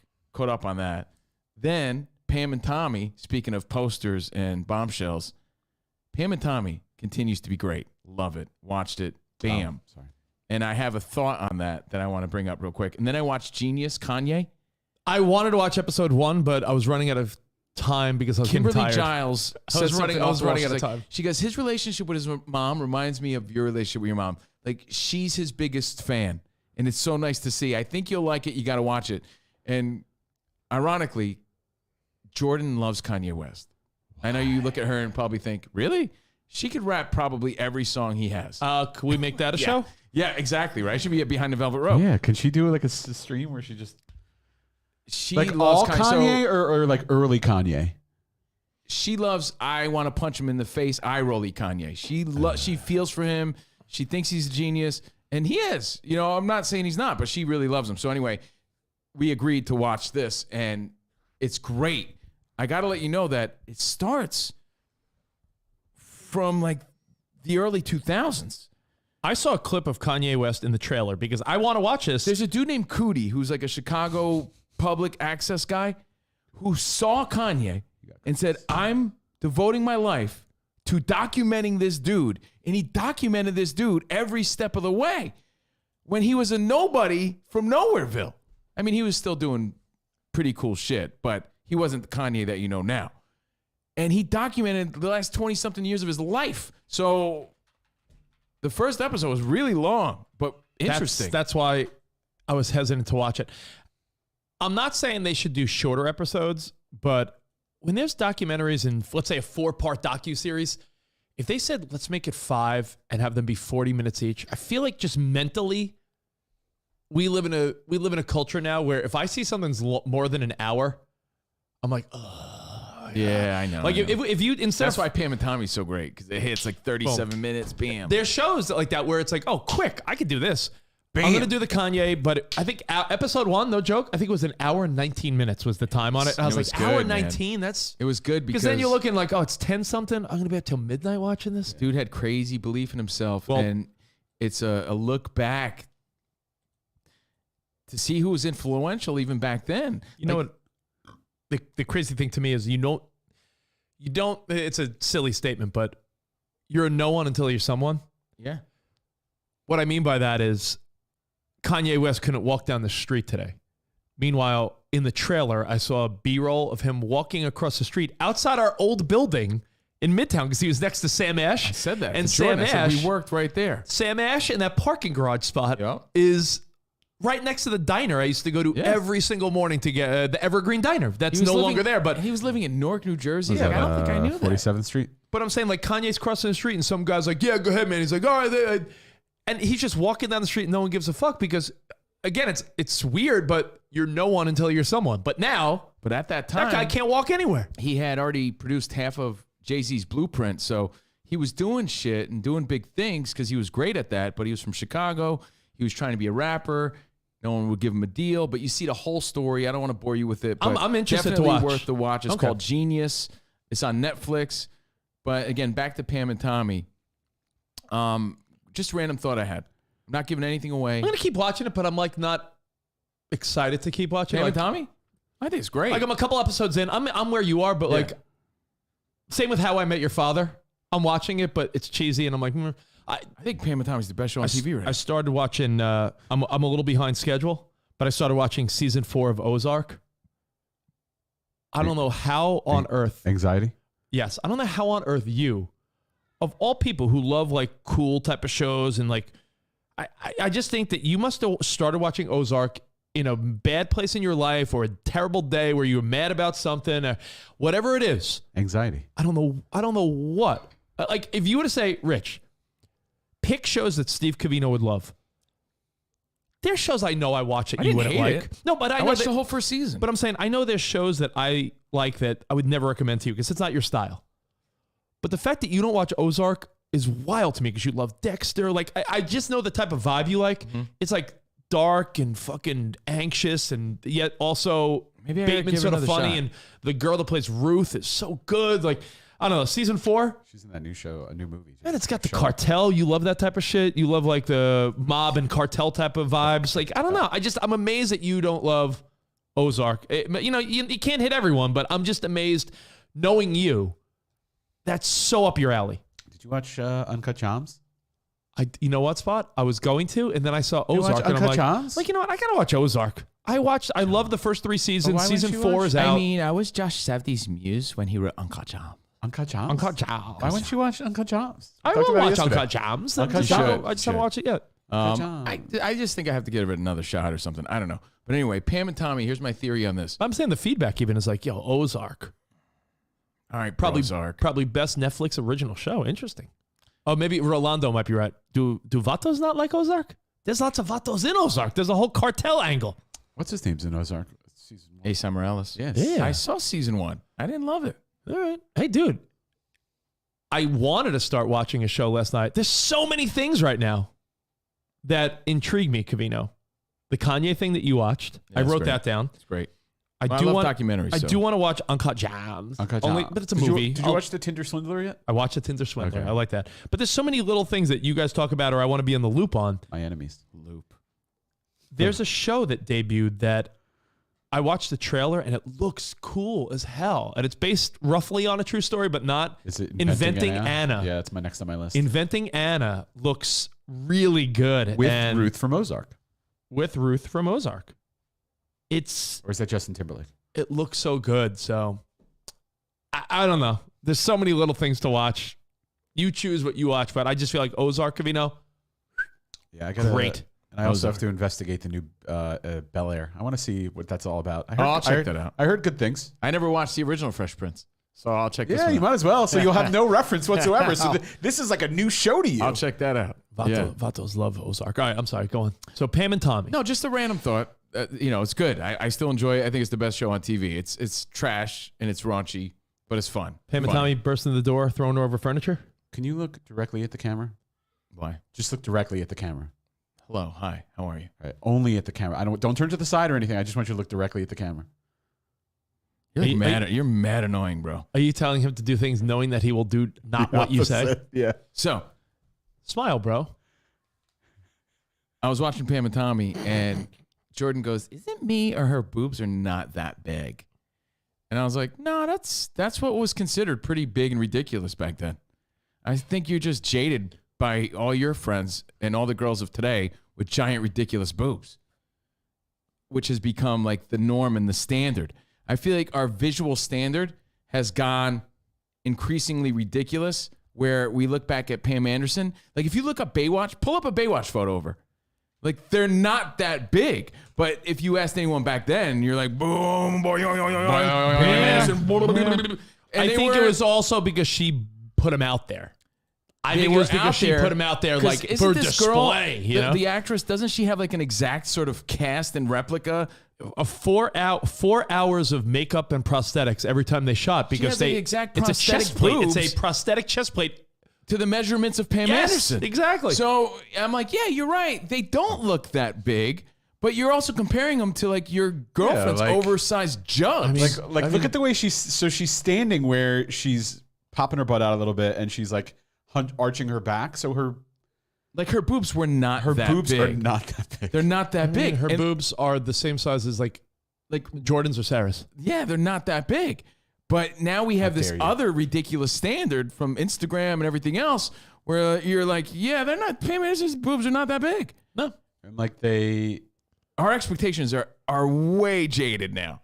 Yeah, they did a lot of work. I mean, I haven't seen the show yet, but I've seen the photos and some videos of comparison of Lily James to Pam Anderson, and they did a great job. Okay, here's my theory. Ready? We went from here's 70s Pam banana boobs. Anderson. We went from the El Naturals, right? It looks the same to me. That's Lily James? Yeah, that's Lily James. Oh, wow. So we went from like the naturals to the fakies, and we saw the fakies, the Pam Andersons, were like, right? But now our standards have shifted from fakies to like fakies. Yeah, fakies. You know what I mean? So girls that get big fakies have made modest fakies seem like normal. So what used to be like Pam Anderson was known for her boobs. So someone that was known for her boobs, not that big. Because now people got circus titties. We have grown accustomed to circus titties. The end. Like this. Like those are real. Right. Like the girl. Are they? I don't know. They look real. And then Jordan's like, no, they were big. I'm not breaking the glass here, but Pam Anderson, I think, probably went bigger later on because she pulled up another picture, and I'm like, yeah, but let's do a little comparison. They weren't that big. There is no emphasis. I know our black listeners, all the brothers will be like, yeah, we've known about ass forever, but we've made this point. We've made this point before. You look at Maxims and Stuff Magazine and even Playboys back in the day. The emphasis on a juicy ass was just not there. I saw someone on the cover of look at these gazooms. Someone showed me a picture. Who's that? Sophia. Oh, that's Sophia. And Doesn't even look like her. Look at these gazooms. These gazooms. That's not even a gazumba picture. Right. These gazooms. These gazooms. That's what we're used to now. So when you see Pam Anderson, these gazooms. Yeah, that's Jordan's best friend. Okay? Gazooms. So when we're used to seeing that every day, this is like that average compared to like gazooms. I just wanted to point that out. What we considered ridiculous gazooms and was gazooms and was the gazooms. bombshell poster of the ages, Pam Anderson, is just like average from today's expectation. The end. That's all. Throwback Thursday. You make a great point. I was more of a Carmen Electra guy, but Pam Anderson, she had gazooms. You make a great point. But not from today's standard. And then it dawned on me, too, and we can move on, Rich, and get into other stuff. But to back up what you're saying, like what I was saying, though, the emphasis what you're saying, back then, it was, listen, what we look for in a body type changes all the time, right? Like, I think we've gone to a point now where people like more thick than I would ever prefer. But back then, it was the opposite. Like, I like a nice butt, but back then... What does Stanley T call him? Back then... No ass nothing or something? You no ass nothing. Bunch of no ass nothings. But back then, Covino, if you look this up later when you have time and you're just killing time. Look at old, like, Maxim magazine covers. There are girls that will stand up straight and don't even prop out their butt, where to the point like, you're in a magazine cover and your flat ass butt, like. But back then, no one seemed to. No one was like, yeah, it's. Did you say Michelle Branch? Was it Michelle Branch? Yeah. Remember, I sent a photo of because we were talking about. So there's an infamous story. Quick story. Yes, it is. Quick story. We were talking amongst our radio friends, right? Yeah. And Michelle Branch. When I worked at Z100 back in the day, they used to do something called reality radio.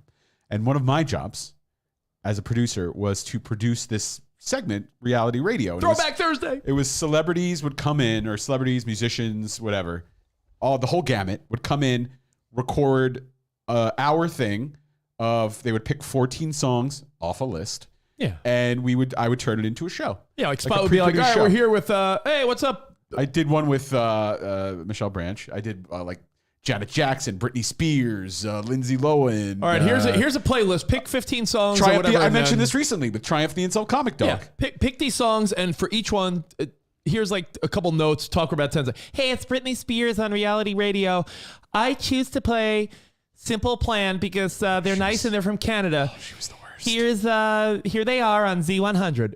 And Spot would be like, and cut, good one, next. Like, so he'd sit with these artists. And Michelle Branch has a story about Michelle Branch. So Michelle Branch, she had done it twice. Her first time she came in and she chose like all these wacky songs. And I think because she chose Led Zeppelin. And this was Z100, the pop station in New York. She didn't get it. She didn't get it. So I think because of that, she was one of the very first people that did it. They started creating more structure and said, all right, we can't have people choosing Led Zeppelin on Z100. So they started making a list that they would provide to the people that came in and say, here's our playlist. Choose your favorite songs off our playlist. And there were some throwbacks, a lot of new stuff, and choose off that list. And so I had to go into a studio and be like, all right, here's the list we're using now. She's like, oh, I can't choose what I want. She's like, well, we're using our station playlist. So she smiled and gritted through her teeth and ended up doing it.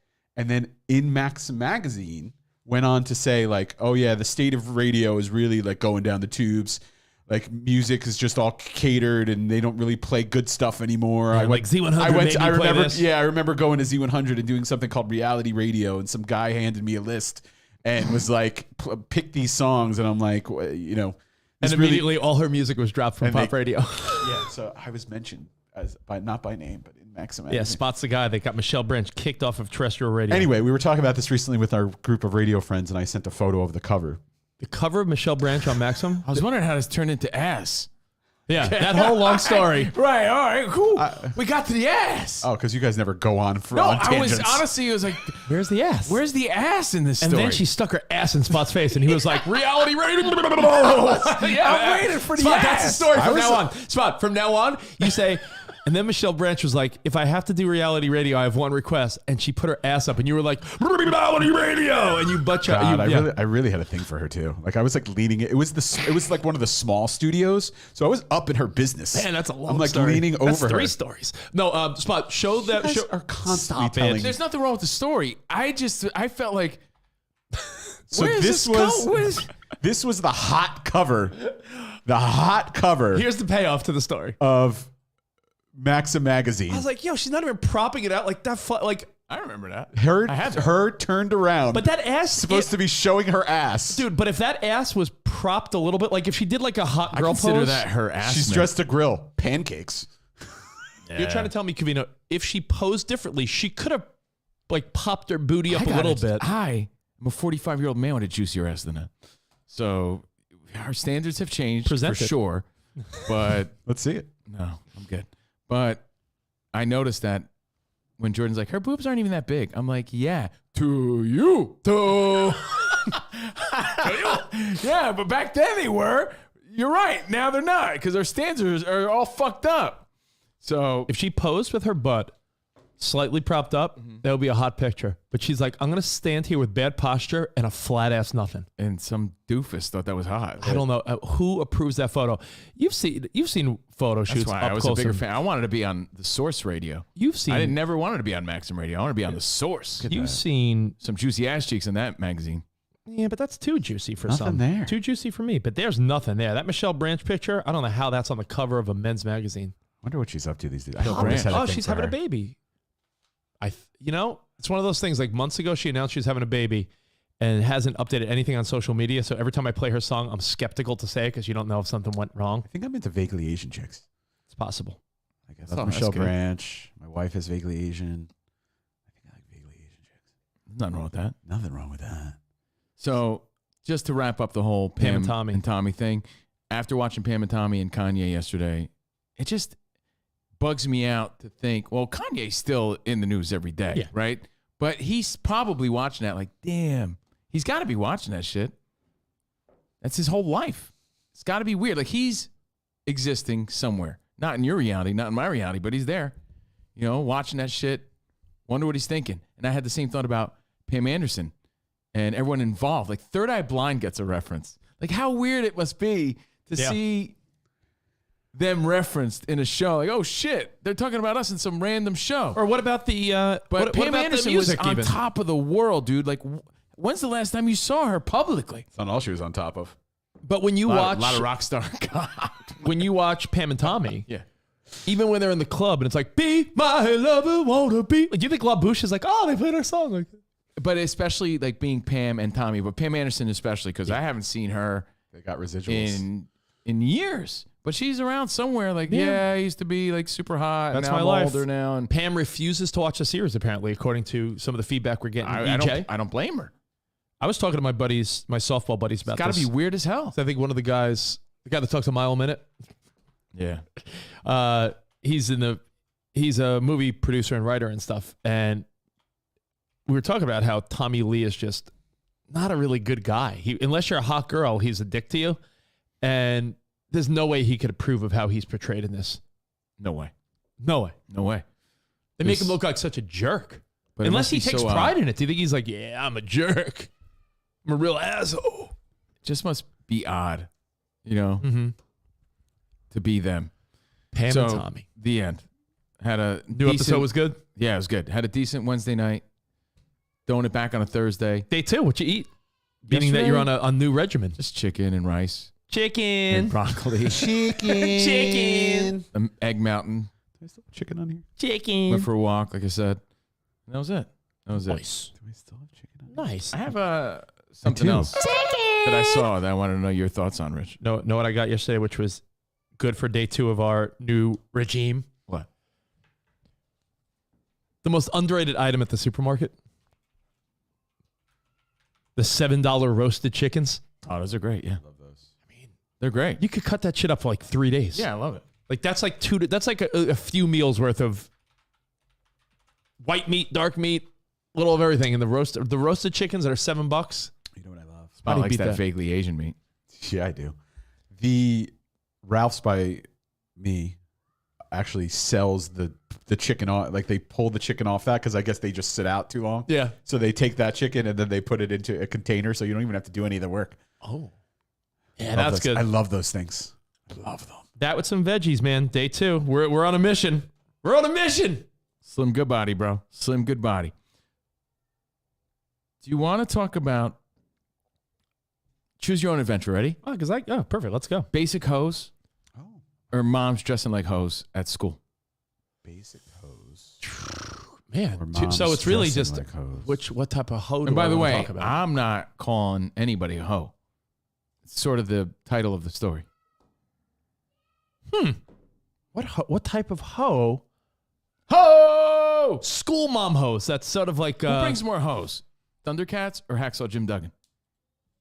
If you were having a party, who's bringing more hoes? Rich's landscaper.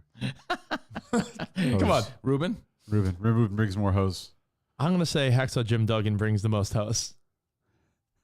Do you want to talk about basic hoes or moms? I think moms. Okay, this is just a quickie. Just your thoughts. Quickie. Spot our boy Rashawn. Shout out to all the Rashans that listen to the show. Our boy Rashawn Neal posted something on the Carl pages on Facebook. Covino and Rich listeners, shout out to you. Discord and Datcord, all the feedback on the text messages, we see it all. Thank you. Rashawn said, yo, these new moms are different. LOL. These new moms. Different. Viral. Again, I don't know how true this is. I don't see why it would be fake. Fakies. A mother's dress generates criticism on social networks on the first day of school. Mothers of families made their claims to the director of educational units in which they're asked for decorum to mothers who leave their children at school. Ooh. This video went viral. Mother could be seen as she dropping off her kid exotically dressed. But no one sees a kid. All they see are this woman's ass cheeks. And I went through the feedback, and this is why I thought it'd be interesting to at least acknowledge it. Okay. Everyone's like, you know, there was like, you go, girl. And like, yo, man, you're working hard for it. Yo, you rock it. Tier 2. Throw the picture up, Spot, so I could get a reference point. And then, you know, there's the other side of like, you're dropping off your kid. There's a time and a place. Like, be appropriate. What says you? Well, this is one of those times. Hold on. This is one of those So times. get a good look at the back. I saw it. It's a great ass. It's a good butt. It's a good butt. Let's go to the, okay. Ooh, little turn. Her kid has suspenders on, and she's Now- got ass hanging out. You gotta, it's kind of funny though, because you could see all these like frumpy moms getting mad about it. So I do see that side of it. Like, shut up, frumpy mom. You're just jealous. I get that. But is it appropriate? I don't think it is. I mean, there's a video. Let's see. There's a video of it. Front mom. I think this is just. Oh, what is this? Look like my sister Grace. Right? Why is Grace running? There's ass mom. Yeah, ass mom. Why is there like a random? Oh, it's supposed to be a comparison. Speaking of my sister Grace, I went to watch her son James box yesterday. So I went to a boxing class. In the middle of all my, you know, working out and living healthy, I went and watched my nephew box at the boxing gym. That was a lot of fun. Here's my thought. I have a thought on this. Because you say all the time. So I'll pull a Covino. You're forcing me to have an opinion because we do a national podcast radio show. Well, I saw opinions split down the middle like that woman's ass cheeks. My God. To be honest, like it wouldn't faze me. But if you're forcing me to take a stance, because that's really, honestly, so many times you and I, when you're forced to have an opinion, you're like, all right, well, how do I really feel? Because I would have just ignored this. But now that you say it, I mean, I don't have a problem with it. Honestly, like it's double standard much? I mean, if you were a dude, would you be rocking like your Speedo and picking up your kid? Would you rock a singlet? It's borderline. To show off your pecs? It's borderline inappropriate, but I mean, she's not. It's school. Nude. She's not nude. She's wearing like yoga. They're essentially yoga shorts and like a little, like a tank top it's thing. It's a hoochie mama outfit. Bro. It is a hoochie mama outfit, but you know what? She's a hoochie mama. So it's not. You're kind of embarrassing your kid a little bit, right? I mean, you've dated people that have dressed a little inappropriately not like that at times. At fucking school. I can promise you that. You could say all you want. You could judge all you want. I promise you, and I swear to the high heavens, never in a million years would I see an outfit like that at fucking school, ever. Or else I'd be like, what do you know? Come on now. I don't listen. It also depends on where you live. Are you in the middle of Podunk, wherever? There's a difference between representing yourself, right? Yep. And that's where you were hinting at, and representing your child. Yeah, I look at it this way. Also, honestly, it depends on where you are. And you might say, really? Because I think there's a different wardrobe in South Beach. If you're a mom in South Beach versus a mom in Podunk, Ohio, they're a little different. Weather, conditions. I don't really have a problem with it. I think the other moms are going to make fun of her and talk, and that's sort of the culture too. Other moms will bully and be like, look at her with her ass sticking out. She's a whore. But and is then, it appropriate or not? If you want my opinion, I'm going to say, yeah, she looks great. Yeah, probably inappropriate. And if she was at the gym, I'd be like, yo, look at that. He must work out. Yeah. Look at the ass on that. Well, I mean, and should she be applauded? It's tough to get your body back after being a mom, and she should be proud, all those things. But is it appropriate? The answer is no. You're at a schoolyard with children. It's kind of a lot. To describe it, it's sort of like a onesie where it's like her butt's sort of hanging out of these shorts, but it's not shorts. It's like almost like a singlet of sorts his mom's wearing. That's what I'm saying. It's inappropriate. If a dad did that, people would be like, what the fuck's that guy doing? Like bulge? Yeah, if guy's rocking, like I said, a King Kong Bundy bulge singlet. You know what I will people say, be like, though? what's his dad? What's Like going on? Is he a wrestler? Like if you dropped if you dropped the kid off shirtless. Yeah. Like how's rock that hard abs appropriate? and like a bulge. Can I bring You up wouldn't do that. another solid argument point though, just for the fun of it? It only becomes more inappropriate if she's hot because there's that element of like, is she flaunting it or other moms if she's criticizing? flabby, it's pretty offensive too. Yeah, but then it would be. It's more inappropriate because she's hot, and there's that jealousy factor. Who's complaining? The front moms. That's a fact. Fact. I can't deny that. So if she was inappropriate front mom, they'd be like, oh my God, Rebecca needs to stop wearing that. But because it's like the hot mom that they probably aren't friends with, they're criticizing more. Keep this in mind. Dress appropriate. Drop a kid It's school and there's a dress code. Yeah. And if kids are supposed to meet this requirement, shouldn't parents lead by example just a little bit? There's a part of me that thinks the extreme opposite is also eye-rolly. Like, I'll be honest, you see a lot of people dropping their kids off with like hair rollers in and like pimple cream on their face. Like, is that appropriate? I think that's underdressed. I think be a human being. Like, I think all right, inappropriate to wear booty shorts, but also inappropriate to be wearing slippers or robe with pimple cream on your face. Pajama pants with Uggs. Like, I don't know, just present yourself the way you would want to present yourself. I mean, I'm really not that opinionated. Okay, so anyway, that was posted yesterday. Does she look good? Of course. She looks hot.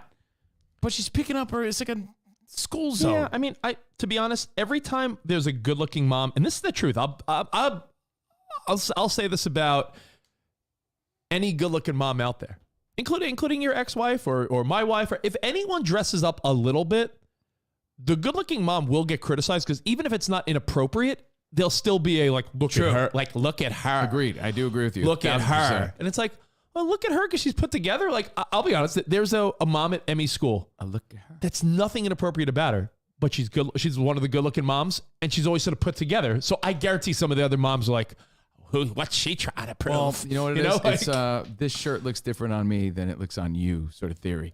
It's it looks better on the mannequin than it does on me. That dress looks better on her than it does on you, so don't hate. Yeah, you're wearing the same thing. She just looks hot and you don't.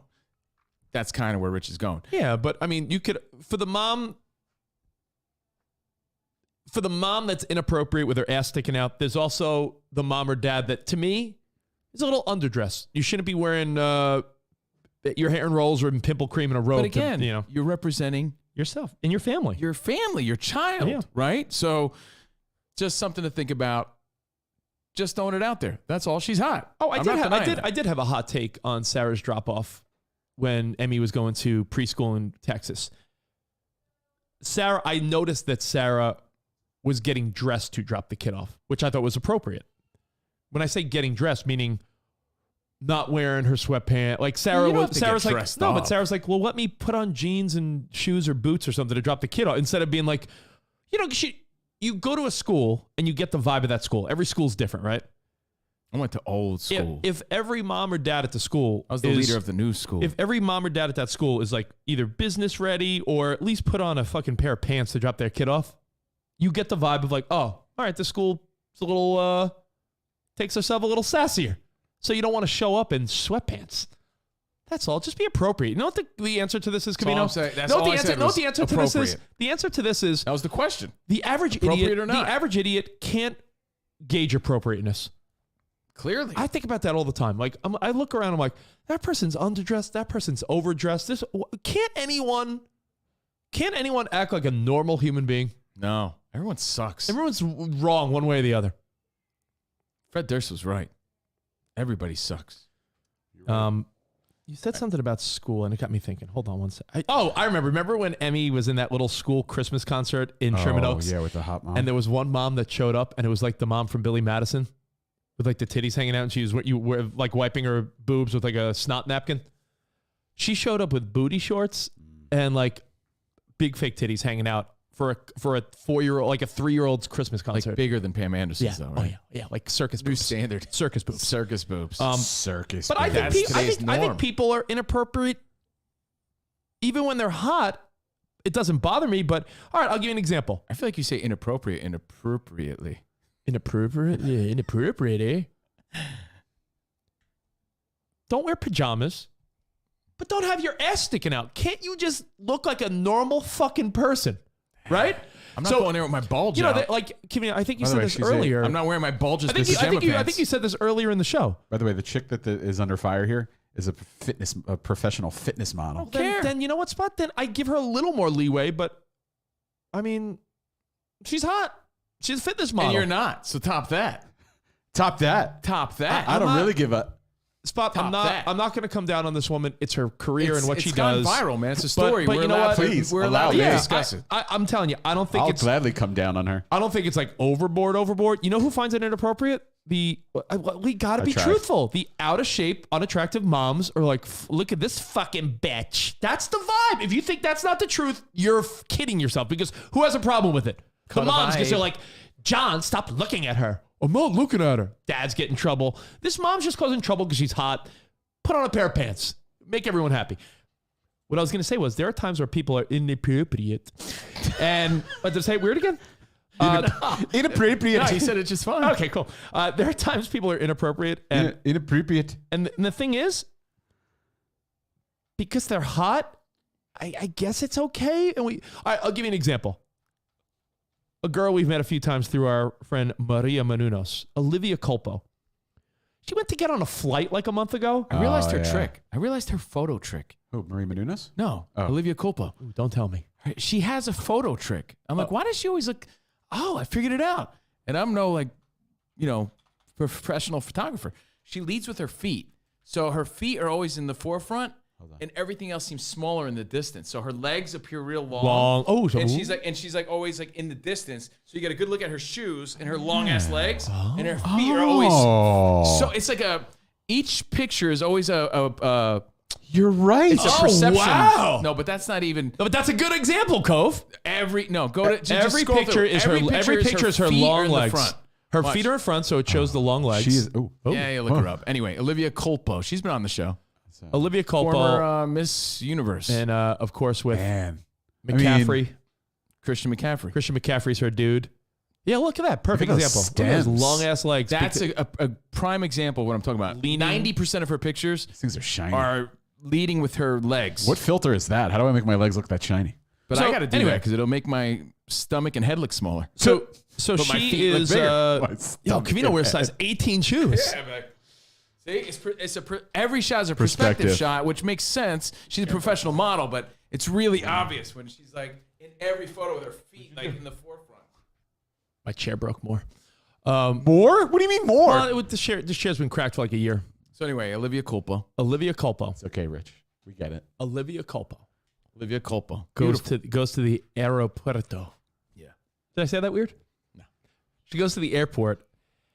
And truthfully, if you really make me have an opinion, which I really don't, but if you're forcing an opinion, I'll tell you, probably inappropriate to get on a plane. And it was one of those like, can you believe they made me get off a plane, or they wanted me to put on something? Was Rich the one that said this? Because he constantly uses the word blouse. Have I ever used the word blouse? Yeah, you always say blouse. You always refer to a woman's shirt as a blouse. And every time we play basketball, you want to. Oh, yeah, that's true. But anyway, Olivia Culpo. She was on an American Airlines flight. This was back in January, mid-January. Now, what she wore wasn't necessarily like over-the-top porn star, but she's wearing like essentially a sports bra and yoga shorts with a little shawl over it. This is what girls wear to yoga. Yo, she's hot. And you're so not. There's going to be people that are like, what's with the girl wearing really a bra and underwear? She's wearing like a bra and like spandex little shorts with a shawl over it. And they're like, yeah, ma'am, can you put on a blouse? Shawl. There you go. Shawl and a blouse. But the reality is, yeah. She looks hot, so we're gonna be like, yeah, look at her. But should she be wearing a sports bra on a flight? No. As hot as she looks. I'm not complaining. I'm not complaining. She looks dynamite. But you know who did complain? Martha, who works at the American Airlines desk. Oh, you're going to have to put on a shirt because I'm gross and you're hot. Yeah, but she's right. But she's right, though. She's right. But we can't give exceptions to the hot anymore. There you go. So put on pants. Now let's talk basic hose, and then I'll make it quick. I got stories too. And so I let's feel go. like this is like, I feel like this is really bad thinking. I'm not going to call out who posted this meme. I just happen to see it. You're scrolling through stories, taking a shit. I read it, and this meme says, and it's from a relationship website. It was just a reposted meme from a relationship website. Side note, people are commenting Which site? that Olivia Colpo's beautiful but way too skinny. We've seen her in person. You'd be okay with her. I would be. She's got the curves in the right. Even though she's skinny, she does have the curves in the right spots. She's eating my cream off the cupcake. off the cupcake that I made at Maria's party. Yeah. Okay. Go on. So this is the, I think, toxic thinking of young women today. Ooh, interesting. Best females. And again, someone saw this and was so like, right on. I'm reposting. Best females are always going to be the most difficult. So deal with it or get yourself a basic hoe. Oh, it's the weakest thinking ever. Wait, can you say that again? Why does it got to be that way? Say that again. Can you say that in So English? again, there was a woman I'm trying to interpret it. who was so proud of this. Like, I fucking agree. Did you send it to me? Why do I got to send it Do to we you? not want to show it? I'm going to read it to you. I feel like seeing it visually will help me understand it better. Best females. The best females are always going to be the most difficult, so deal with it. No. Or get yourself a basic hoe. Oh, okay. You. Finally. That clicked. The best females are always going to be the most difficult, so No. deal with it. No, or no, get no. yourself a basic hoe. So it's like, yeah, I lived that life. I don't like difficult. You know, I am allergic. Even when Jordan has the right to be difficult, I'm got like, my PTSD kicks in. I'm like, I don't like it. Oh, because I've dealt with it and it's gross. And it's like, yo, that makes you the opposite of the best girl. Like, why would you want to make anyone's life more difficult? There we go. The Best females are always going to be the most difficult, so deal with it or get yourself a basic hoe. So I'll take it's basically a basic saying hoe any day of the it's week. basically saying After that the nonsense I've lived. any girl worth anything is high maintenance. That's basically what that says. Bro, I don't get with that thinking at all. That meme. And this is like from a relationship source that a young girl that we know was like, fuck yeah. Who? And I'm like, that's the problem. Who's the young girl I'm we like, know? you were there. It's like, I like you and all, but like your thinking is off. Write down the girl we know. I'm just curious. Probably some feminist. Yeah, I'm like, no. I wanted to send a nasty gram. Like, you fucking out of your mind that preaching that horse shit. How about you be a nice person? Stop ruining the guy in your life's life. Let me tell you. There's never Like, been. why? I get one life. Why do you want to ruin it? There's for me? never been more of a falsehood. Falsalities. It's a falsality of the highest regard. That is dude, of the highest regard. It is, man. It's Okay? like, why? Oh, no, there's. All right. I've dated pains in the ass. I've dated. Everybody's gonna be a. We've all everyone's gonna dated- be a pain in the ass Oh. though in their own way. I'm a giant pain in the ass by nature, right? But I'm not trying to ruin anyone else's life in the process. Pain in the ass by nature is too wordy for a band name. Yeah, it is. Yeah. You know, Ladies and gentlemen, pain in the ass by nature. No, it doesn't. I'm gonna read it one more time before Rich makes his point. House of pain in the ass by the nature. the best females are always going to be the most difficult. Really? What a So- nightmare. Is that God's trick on all of us? Yeah. The best female. So in other words, God's big trick was, I'm going to create the best females, but get it, guys. Uncut Gems. Here's what's going to happen. Here's a little twist I'm going to throw in there just for fun. All the best females are going to be the most difficult. You're a crazy bitch, but you fuck so good, I'm on top of it. So deal with it, or find yourself a basic hoe. So you're going to tell me just because someone's not difficult, that means they're a basic hoe. I don't fucking subscribe to that. I used to. I canceled that subscription. It's a horrible way of thinking. Yeah. To be honest, someone you dated once said that to me in an argument, and I was like, "You're fucking out of your mind." Actually, I think that's the falsality that women think that strong women means bitchy. Yeah. That was an argument I got in with someone you used to date, I believe, on your 40th birthday, and I remember it was. I tell my daughter every day, difficult, be brave and be kind. Be sweet. I remember someone tried to convince me that a woman is strong and difficult. Like that's like the characteristics, and I'm like, yeah, this is. How'd that work out? Backwards. That was thinking. I remember that conversation. That was a conversation about being. It was backwards thinking. Strong and bitchy, right? They were two different things. The worst person. And I guess that ties into this conversation. It's how about you find yourself a kind person who's not difficult and complements your life. That's the goal. And it works both ways. I don't want to be the reason for anyone's shitty life. Stop giving, and by the way, guys are guilty. Stop giving props and endorsing and condoning that behavior. It's gross. Sounds like someone I used to know too. That's your dad. It's just gross. Honestly, it's gross. But you got to realize too that sometimes you don't see that at first. Difficult. You see, people always lead with their best foot forward, except for Spot. His feet are good now. After all these, except for Spot in the early 2000s. I'm good now. So you're not going to see that. But if someone really believes that, I feel so bad for the guy they're with.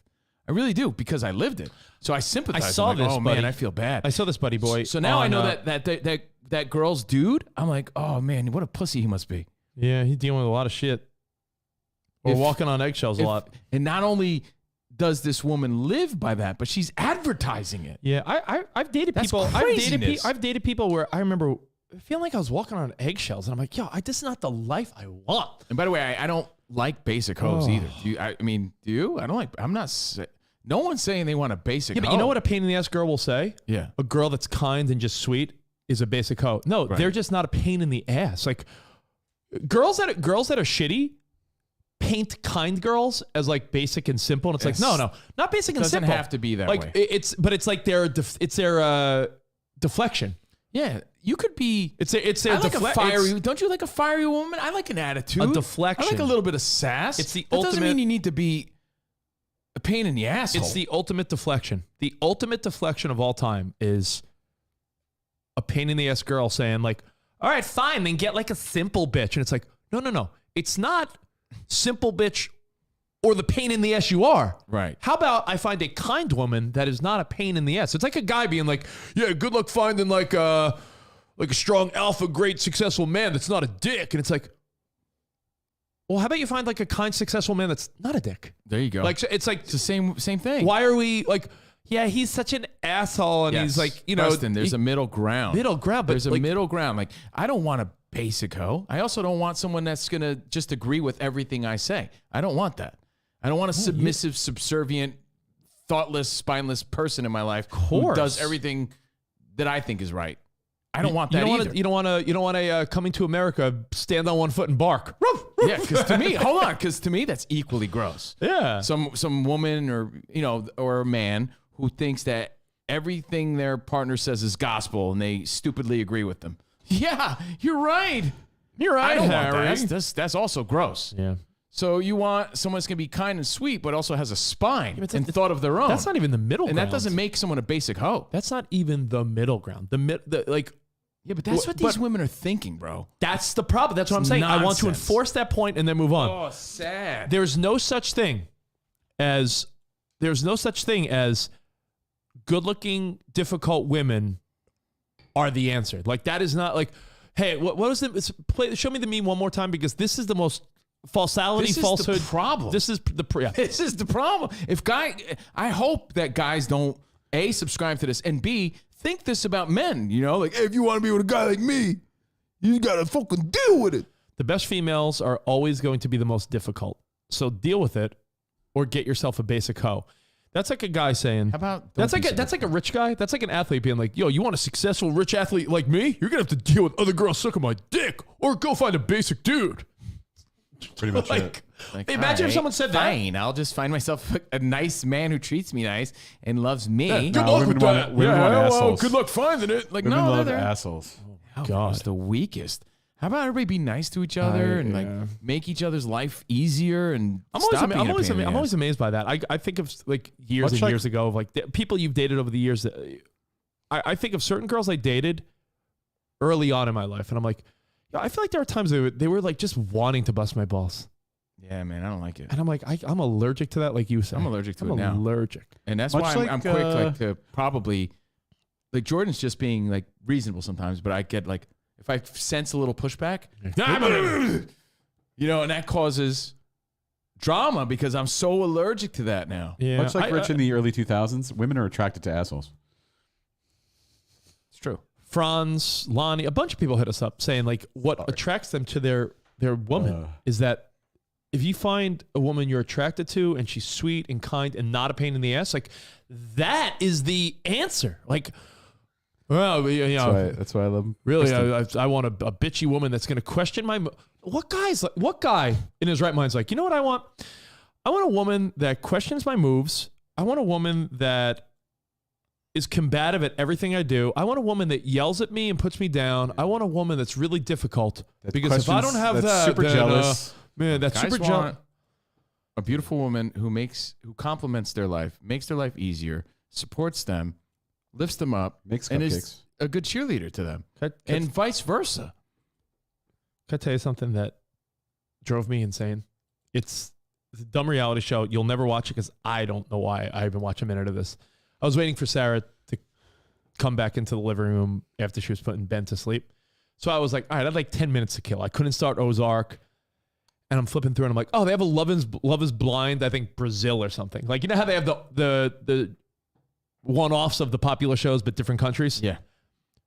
It was in subtitles and stuff, but I'm like, oh, let me fast forward to episode 2 for like 10 minutes just to see what the couples look like. And one of the couples that matched up got to meet for the first time. This woman went on on date 1, they poured wine for the guy. Would you want to try the wine? And the guy's like, spinning around, like, oh, we'll take this. And she's like, why did you have the guy choose it? Why can't the woman be the one that tastes the wine? In fact, go bring your bottle back and bring another bottle and I'll try it. And the guy's like, what did I just get myself into? Sounds hot. Yeah, that's what I want. Pain in the ass. But you know what makes my penis Someone's invert conflict? Someone's got to talk to the waiter when they bring my wrong meal. Oh my God. Brett, and again, that doesn't mean I don't like. That doesn't mean stop it. You don't even need to say it. Don't like strong women. You don't need to say it. We don't like pains in the ass. You don't need to say it. As my dad says, no hey, guy. I don't need no one busting my chops. No one. It's the worst. No one wants like a lame pushover partner, but people want someone that's kind and like simple to be around. I want, like Brett on our feedback said it best. Every man just wants peace and no stress. His wife checks those boxes. I want, like Sarah and I argue. She sticks up for herself. She's no pushover. But guess what? If we get in a little tiff, within 20 minutes, we've moved on because we got more important things to worry about. The kids and life and being happy together. Like, I wouldn't have the energy to be with someone that gets mad about something and like the next day they're still mad at it. You move along. We got shit to do. Good conversation though, Covino. I like that. If I would have saw that, I would have wrote it down too because that is terrible. And the woman is not what's her name. It's not Janelle. Someone said it's Janelle. It's not Janelle. Janelle's actually, believe it or not, Janelle, for as Instagram fun as she looks, Janelle's like old school. Janelle's yeah, she's like a sweet person. Janelle's sweet, and Janelle's like... And she's like a giving girlfriend. She's like a real... Like, Janelle's one of those people, like, if I was a younger single guy, like, I would have fucking loved Janelle, our pal from ESPN when we did our show, because she is like a sweet, nice girl who comes from a family with some old school, values and stuff. Like, Janelle's actually, believe it or not, a really good girl. Yeah, she's great.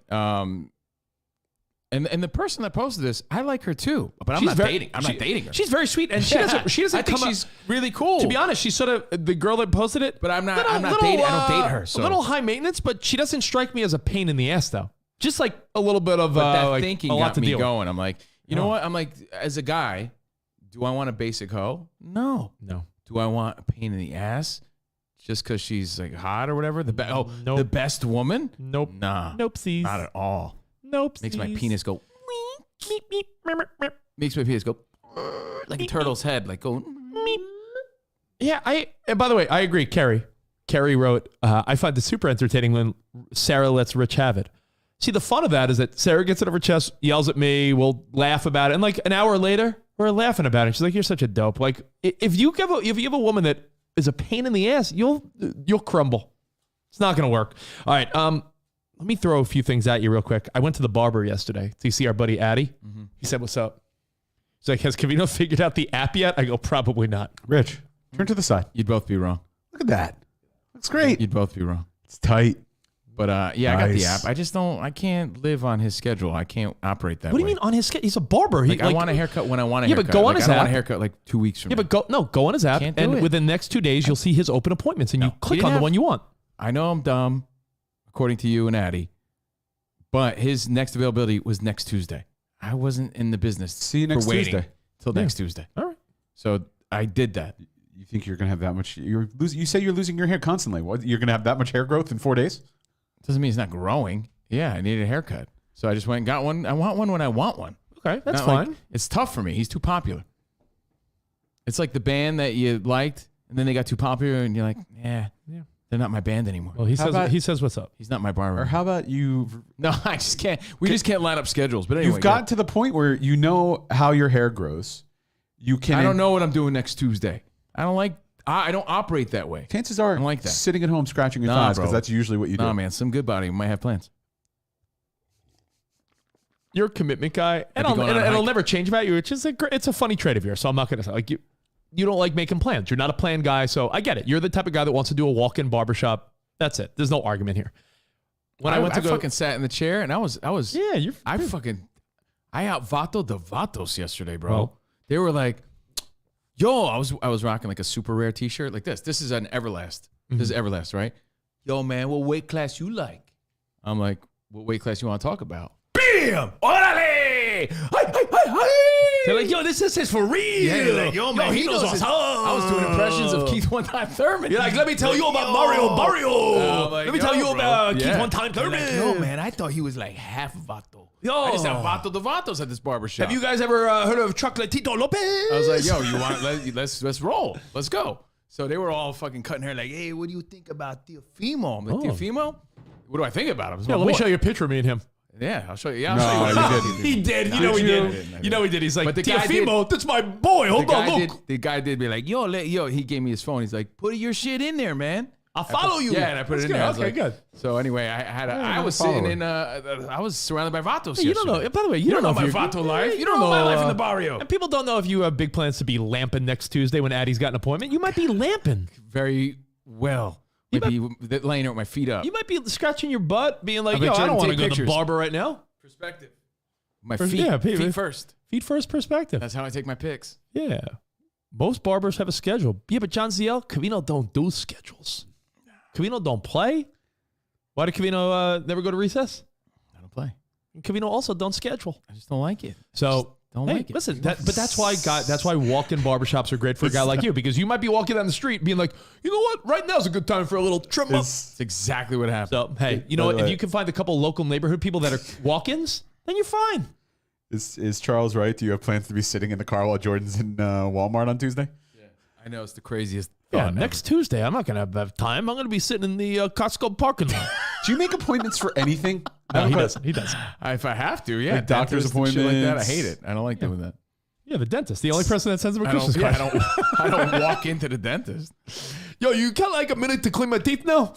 So I'm sorry. Sorry, I didn't know what I was going to be doing today, but I have time. Can you do my teeth? You're at the barbershop. I'm at the barbershop. And by the way, Addie's new place is sweet, right? Turn to the side. He does look good. Looks nice. What do you think? He gave me a nice little trim out. I do a 1.5. You think that's the right? It's the right length, right? The 1.5. 1.5. If you're gonna keep that much, if you're gonna keep that much on top, I kept it a little longer up top this time because I was like, I don't know, I didn't want to go too short. But I need to get a little messier or something. I feel like it's too. I agree. I don't know how to do that. Texture. Yeah, I need a little texture. I feel like I want to Bryce Harper it a little bit. I need maybe get a little longer or something. Maybe who knows? Anyway, why don't you just get a new head? Maybe I need a new head. Yeah. You know, get a head transplant. The problem is like you need to just let it grow long. You're gonna have an awkward face, but you're gonna need to like blow out your hair if you want to do the Bryce Harper. A little Bryce Harper swoop up. Well, anyway, I'm at the barbershop, and Addie's new place is very reminiscent to me of. I took a photo of it. I can post it up. Yeah, post it. It's reminiscent of I wanted to show you guys a place I saw when I first met my wife in Texas. I'm not saying this is Texas style because a lot of places around the country are like this, Covino, but Addie's up front. He's got one of the up front chairs that you can see through the window. But the whole back area of this barbershop is... So Addie is next level. The Vatos I went to are not as skillful as yours. So it's worth it. Exactly. And he knows all the techniques. Like he's up on... So yeah, you're going to get a better haircut. Addie's the best, man. You get what you schedule for. No, Addie's... But he's really good. He's a young kid. He knows his shit. I got mine from like fucking hood rat kids that like are just like... What you did in college. Yeah. They don't know... I don't think they knew proper techniques or anything. Here's the shop. Yeah. It's got a pool table in the middle of it. They got a bar. The woman... I walked in and the woman's like, can I offer you a Corona? I'm like, I'm on day 2. She's like, day 2 what? I go, for me, Covino Spot. Yeah. I was like, no. I was like, no Corona for me. I was like, after the Super Bowl and Valentine's Day, this guy's trimming up. She goes, I hear ya. So, really friendly woman. The guy that sort of oversees the place with Addie. Here's the thing. I think this is a cool thing. Now, again, not breaking the glass. This is not Dickie Columbus, but I saw this in Sarah's hometown of New Braunfels, Texas, when I first met her.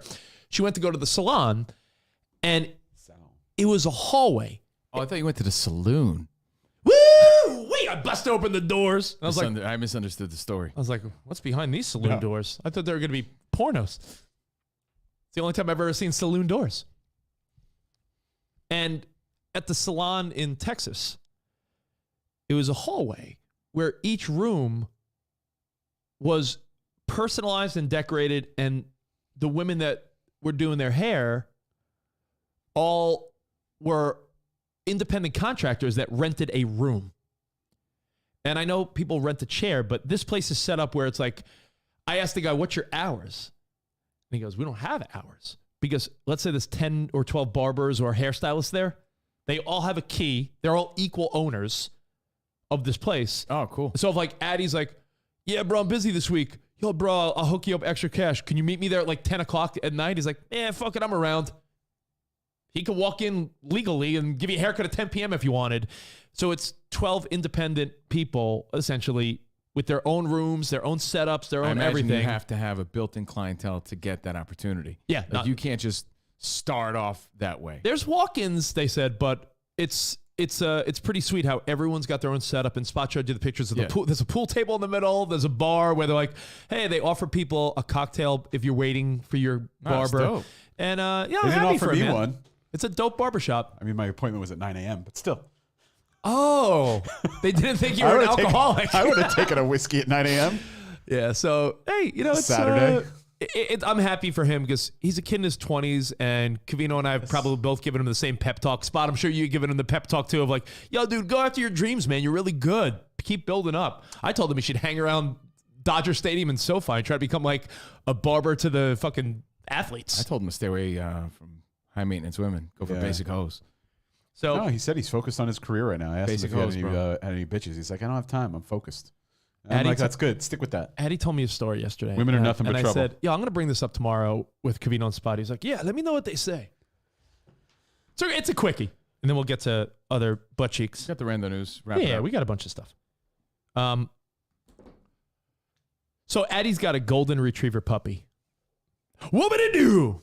Addie's got a new dog. And he said he lives across the street from a little park. So he's like, yeah, it's not the busiest area. So once they're in the park a little bit, he'll take the dog off the leash so that the dog can run around a little bit. No one's there. It's a quiet area. But the dog's a puppy, so he's trying to train the puppy not to run away from him because, you don't want the dog to run away or get hit by a car.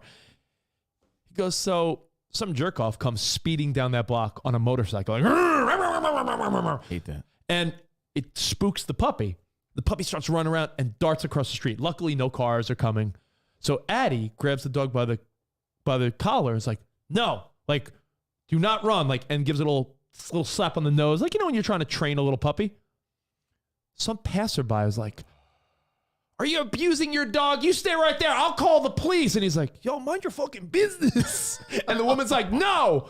And Addie's like, "Yo, Addie's like, I'm not abusing my dog. I love my puppy. Mind your business. But I'm just disciplining. Like, you know, when you stick your dog's nose, if you catch your dog peeing on the carpet, you know, you stick their nose in it. Like, no one beats their dog, but he was training his puppy.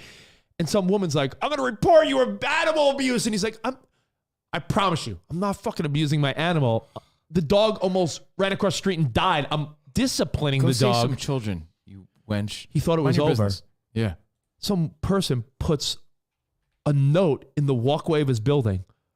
Like, if you see this guy abusing his golden retriever. Did they get a photo of him? No, but they put signs up in the lobby, in the little entry of his building, being like, "Yo, one of the people that live in this building like abuses their pet. If you see it, report them." And he's like, "Yo, I want to." I was like, "I don't know what to do." He's like, I'm like trying to mind my own business, and someone's saying, Dog darted into the street. Yeah, you would do that to a kid. Like, what are you doing? If you saw your kid on the run butt into the street like that and he almost died and you're in a panic, you're going to make sure don't do that again. That they know What I say to that that? this was the biggest no-no. This. Yeah. Like that's a serious teaching moment, right? Yeah. Like, I mean, listen, I'm not some saying you're going to people- beat your kid, but you're going to make sure your kid knows, like, yo, that what you just did, you're not going to do that shit Cesar again. Milan may tell you, "Don't hit your dog ever." I don't know the rules, but people for decades discipline their pets different ways. I get it. Some people hit their kids, some people don't. That's up to you.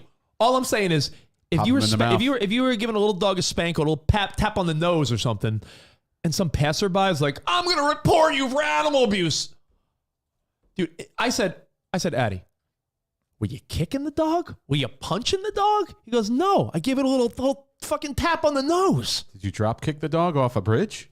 Baxter! Baxter! Oh, Baxter. It's so sad. I hate busybody people. Yeah. Makes you, and then you feel like a bad guy. Yeah. You know? So, yeah. I was like, "Dude, you did the right thing." I was like, I told him, "Don't be more aggressive." He's like, "If I see this person, I'm going to fucking lose it." I'm like, "Yeah, don't even, you don't know how crazy Then people you're are." I was like, feeding "Then you're into feeding in." I was like, "Yeah, just perception fucking." of you anyway. Ugh. I feel bad. He's a nice kid. Yeah, well, I mean, sucks. listen, people are hitting us People up need to mind saying, their own business. People are hitting us up saying hitting a dog only teaches it aggressiveness. And of course, there's different techniques. I'm saying he's not the first or last. Yeah, but okay, fine.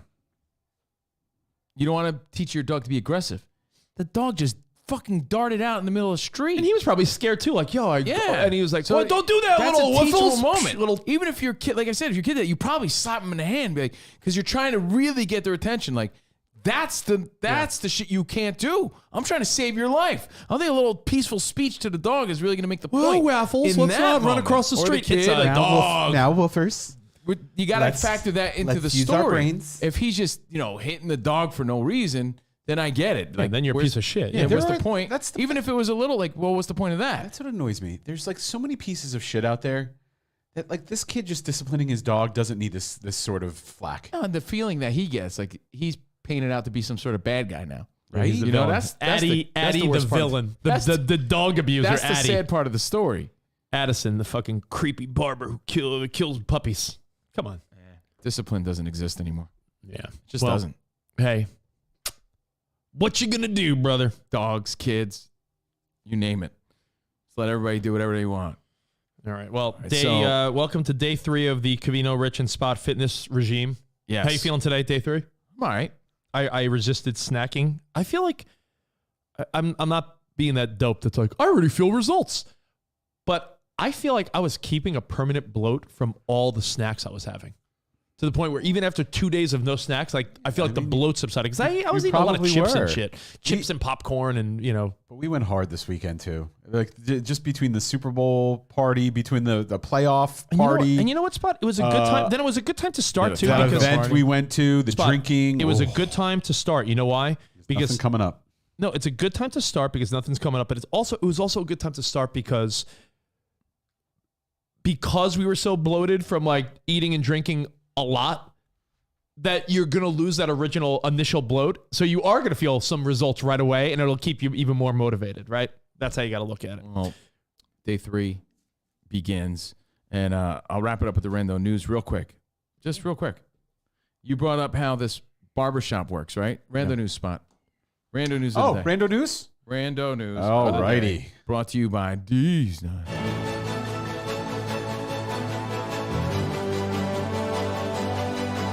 it to the side. Now, Rich brought up how this barbershop works and how they're all sort of partial owners and they're in it together. A lot of barbers, they do rent out the seats, as he explained. There's sort of like, it's nothing new, but we're seeing it more and more. And somehow this was a story in the LA Times about these Latino kids. Did you see that, Spot? I sent it to you. Oh, I thought it was Latimes. There's these. It wasn't Latimes? Latino TikTok influencers. And you might recognize some of them. There's one guy that looks like a young George Lopez. Oh, I know that guy. Yeah, I've seen him. The other 4, I don't know. I can't. But they all rented a house in the Hollywood Hills. Kind of like their own little hype house for Latinos. I hate that expression. Please stop saying that. It's what the house is called. It's not an expression. That's what they call the house. I hate it. And when I say hype house, there's a show based on it on Netflix and everything. It's like these influencers get together and they all stay in a house and make video content and they live like kings, but they're living together. So based on this story that I saw, and I sent it to you, Spot.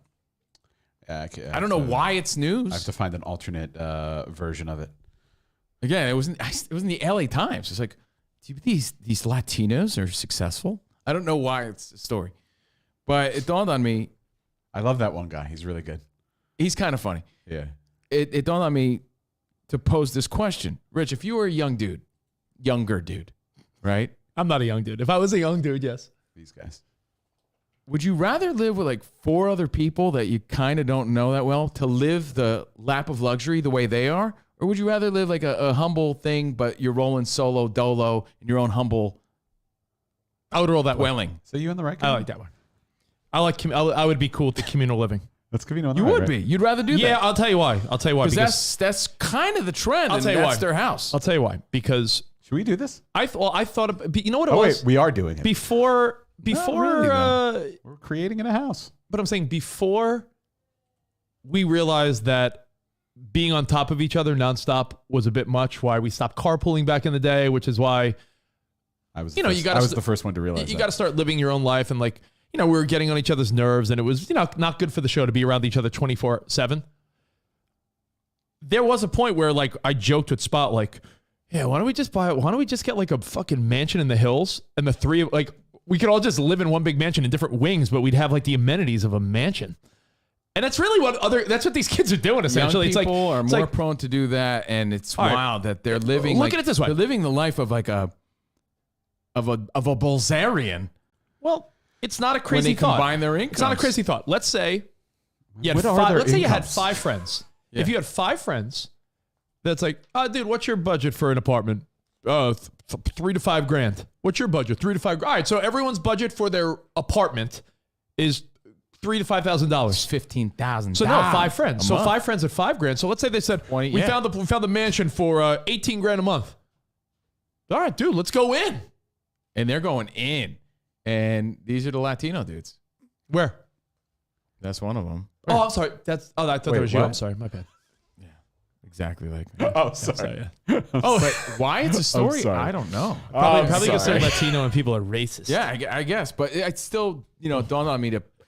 What would I rather do? What's I happening? Would rather live by myself. What's happening to our neighborhood? I don't know. You know what? I'll tell you why. I'd rather live by myself. I'll tell you why. When I was younger, 4 other people. Now, as an adult, the answer might be that. But if you're 20-something, I look at that as an opportunity to party, to meet random women, to, so-and-so is brought back a group of people from the bar. Who knows if one of those people is like a hot chick you might talk to. In your 20s, it's almost like in college. Did you rather live in a house with your buddies or would you rather live in a dorm by yourself? You'd rather live in a house with buddies. It's time and place of your life. You're a grown man now with your own habits. You might be like, I'm 40. All your buddies were making $5,000 a month, so you lived accordingly. But what I'm saying is that's why this makes sense let's to them. all join forces like Latino Voltrons. Yeah, but that makes sense to them. When you had your first apartment with your buddies in Barnando, you bought a townhouse, and Barnando was bringing over hot Latina chicks, and you were bringing home models from Maxim to your condo. Do you remember what those girls' names were? It's hilarious. The girls who the two Latina chicks that shaved Barry's body when you walked in and they were shaving him. Yeah. They called him Barnando. I don't know. Their names were Diana y Diana. No. Two Dianas? Two Diana. Diana y Diana. Diana y Diana. All right. So anyway, if we were to rent a house, you're seeing more and more of this. Go to Zillow, Spot. Because of social I'm doing that right media. now. With You know, 4 so bedrooms. Probably you want something fancy, so it would probably be. Let's see. look at Greg Kelly. He's like $3,000 to $5,000. Yeah. What do you think these fucking mansions in the Hollywood Hills cost? Yeah, probably 20. What's a rental spot? Maybe 20? Yeah. I would say at least. What's up? So they're Zillow- living does Zillow do big, that? man. Zillow does rentals, but I think more sales. But yeah, maybe like up this. Let's see. Apartments. Hey, I'm props trying to to think of them. the websites I've used. Anyway, But there are places, Spot, like there are definitely here we go. mansions. There are definitely mansions that you could rent. All right, let's see. I got mansions. Want to see them? Here's one for 35,000. Okay, here we go. 35,000 a month. Yeah, let's see what this. How many bedrooms? Oh, this is fancy. How many bedrooms? 4 bed, 4 bath. So you're 3,700 square feet. So how much is the rent? 35,000 a month. 35,000 divided by 4. divided by 4 people. 35,000 a month. Here we go. $8,000. But let's say you said, yo, like we have 2 girlfriends living with us. Look And at now you this. talk about 6 people. So 35,000. This is a nice place. 35,000 divided by 6. Got a pool. 5,800, which is not crazy for Los Angeles when you're talking about like what people make and And these young influencers who are making bank, and then the house eventually starts paying for itself. Kind of, because they're making all this content at this house, 15,000. and they're bringing other friends over and shit. This house in Bel Air. That show Hype House, yeah, it pays for itself. Oh yeah, The of house. course, yeah. So Like anyway. Spot. So that's a 4-bedroom. What's the square footage? Let's see. 4 bed, 4 bath, 3,200 square feet. Too small. But we need you need them for that rent. All right, let me do filters. Don't go to Bel Air. Just go to the I'm- hills. I'm go in the hills. That's the hills. Yeah, I know. You're right. Go somewhere. 'Cause these. Yeah, that's a lot. Let's see. Nothing below. Let's see. What square footage do you want? 3 to 5. 3 to 5K. Jason Brown says, I don't know any person under 40 that could afford 3 to 5K a month just for rent, much less a younger person in their 20s. That's why I'm posing this question.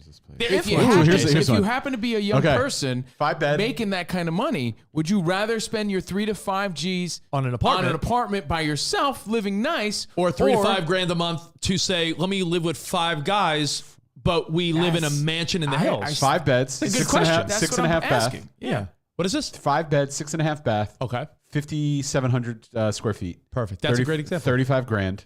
Look at 35 this. grand a month. Look at this opulence. You live there. You live there. It's a tough one. And 2 guys bring their girlfriends along, But you right? could So also let's say have, it's you could have a 7 nice place for $3,000, $3,000 to So $5,000. $35,000 divided by 7 equals $5,000. So if you get 7 people living in a 5-bedroom, like I said, 2 guys bring along their girls, or that's got a nice outdoor area. You also have to think of areas to film. yeah. But how you're going to set up shit. But Greg Kelly, who brings up a point, I got to not debate getting this. Just as you might as well buy at that price. No, because you're one person. Here, this You're one's- one person. Ooh, this is a good one. 32,000. Yeah, you can't buy 5 that beds, place. 7 bath. Greg Kelly, no one could afford that place. How much is that place to buy? But they Probably could afford to $4 or live there. $5 million, let's see, Greg. So you 1705. can't buy at that price. So So this place. Okay, let's look at this place. Look how fancy it is, and then I'll pull up the Zillow to see how much it actually is. So this is 32 grand a month. you'd have plenty of living space. These kids are making videos and TikToks and more, because they all know each other. They recognize each now- other. They're like, yo, let's just live like kings. If you, and by the way, it might be a sad reality, but if these kids are all making more than 6 figures each, they could easily be single living in this place together. And they all are. The big ones are. So it's interesting, man. So anyway, what would you do? I just throw it out there. And it's a growing sort of trend. You're seeing more and more of this with influencers and things like that. Again, there's a show based on this on Netflix. But Five Vatos did it. They made the LA Times. Have you ever seen, I'm not going to throw out the numbers because it's personal info, but have you ever seen what they recommend you could rent your place for? Me? No, like, yeah, anyone. Have you ever looked? I mean, I don't know. On Zillow, there's a feature where it's like, if you wanted to rent your place. The rent's estimate. And the rent's estimate is usually higher. If you put a lot of money down or you've worked it the right way, or or have a good interest rate, a lot of people might say, hey, if you ever leave, just rent it. This Gotta is check that out. Yeah, like that's By what the they're way, saying. I could rent this place. So for. the house, Sweet. So I might as well just move and the rent this house next door to this place that I just looked at Yeah. is going for $7.7 million. $7.7 million. So yeah. So to answer Greg's question on the feedback, And the house across the street is $6.3 you might as million. well just buy it. No, you might as well not just buy it because you can't afford a $7 million house. But what we're saying is, if you're a young, if you're a young 20-something-year-old, Sorry, I don't know why that happened. if you're a young 20-something-year-old and you want to live an opulent TikToker lifestyle in your 20s, don't make it sound like we were all responsible in our 20s. If you're in your 20s and you're making ducats and you're going to spend $5,000 on rent anyway, would you want to live with 6 buddies in a fucking mansion in the hills, or would you want to live in like an apartment in Sherman Oaks? I don't know. Or like Studio City or something. All right, another news, just moving on. Shailene Woodley and Aaron Rodgers called it splits. No Splitsville. longer engaged. They were engaged in 2020. People started to speculate when he didn't thank her or mention her when he won the MVP. So people are starting to even pile up even more and saying this guy's the problem. Like, She- I not heard, surprised I heard Cowherd say that's 2 rings he didn't get now this year. Oh man! Ouch! Yeah, he's got a hard on for Aaron She, Rodgers. Oh, he hates on him. Apparently sources say that he prioritized football over their relationship, and as he should, because that's his moneymaker. Apparently, Spot, if you go deeper, she wanted him to retire. Yeah. And he's like, because, he was back and forth, like, what am I going to do? And she was way leaning, like, stop playing football. And I think that was probably. And by the way, think about that. You don't think that weighed heavy on the dude when he's trying to compete? Like, these are things we never factor in, like the real lives of these people, right? It's got to affect them. I do. Yeah. Dave Grohl has a new movie coming out, Studio 666. We talked about it. It's out on the 25th of this month. But they say when he was making music for the album, he ended up recording an entire metal album. So look out for that. So Dave Grohl does disco, metal, rock, pop. I mean, Yeah, is he just the greatest? What Is he can the, he but do? just like is he the greatest human ever, Dave But Grohl? just trying to put like some music together for the movie, ended up making an entire metal album. So that's kind of cool. Matt Stafford. I saw a really bad clip of Matt Stafford. Makes him look insensitive. Oh, you That saw one? it too, Yeah, right? Spot. I sent it to you. It's I sent it it's to you on too. TMZ also. First of all, he was partying. There's, as he should there's a be. funny clip of Matt Stafford holding a bottle of 1492 to 19. Is it? Yeah, the whole team was Is it? getting Hold on. tipsy at the LA Rams parade. Tom 1942? Brady tweeted out Yeah, I thought so. to 19. Matt Stafford and said, "Yo, mix in a water, trust me." And That I was- thought that yeah, was that kind was of funny. funny. Tom 'cause Brady, funny. Tom Brady made an ass of himself, but in a fun way when he won the Super Bowl. So he was like, "Hey, Matt, Mixing of water. Mix So in the Matt water. Stafford's guzzling expensive tequila, and he's like, "Yeah, I fucking love you guys. he's making a speech." Let's go Rams." And then he's at the end of a platform. Uh-oh. Spot, there's a clip of him doing the speech, but there's also a clip of he's at the end of a platform, Did you send it? Yeah, I sent it to you. and too. you see a woman. It's on TMZ if you can't find it. You see a woman like, whoa, fall backwards, and you're like, how far did she fall? He turns around like, oh, and just walks away. His wife shows a lot of concern. It was a photographer who broke her spine on the She fall. fell off the stage. Yeah, broke off. Yeah. Yeah, and she's in the hospital And that's bed. what makes it worse. Like this woman got really hurt, and instead of like his reaction being like, "Oh my God, let me help you," the expression was he sips his tea like Kermit. God. He walks does, away. He does like a Kermit the Frog tea sip. he does but one of these. You know what? He's drunk and he's partying. I can't It's blame just a the bad reaction. look. I'm not mad at him. It's just a bad look. I don't think you assume someone is breaking their spine when they fall. Bro, you would lend a helping hand. Yeah, but I guess he's you would. drunk and he might be like, I'm not in the position to lend a helping hand. I'm Yeah, at he might a fall. celebration, and then you're Maybe. you're the press up in my grill. Yeah, this doesn't look good. Yeah. It doesn't look good, though, is the point. It's not a I'm good I'm look. not I judging get the it. guy. It just doesn't look good. Yeah, that's not a good look. Maybe he but, thought I mean, he was in on Impractical Jokers. Dude, I really hope no one gives him shit for this because Speaking a clumsy photographer.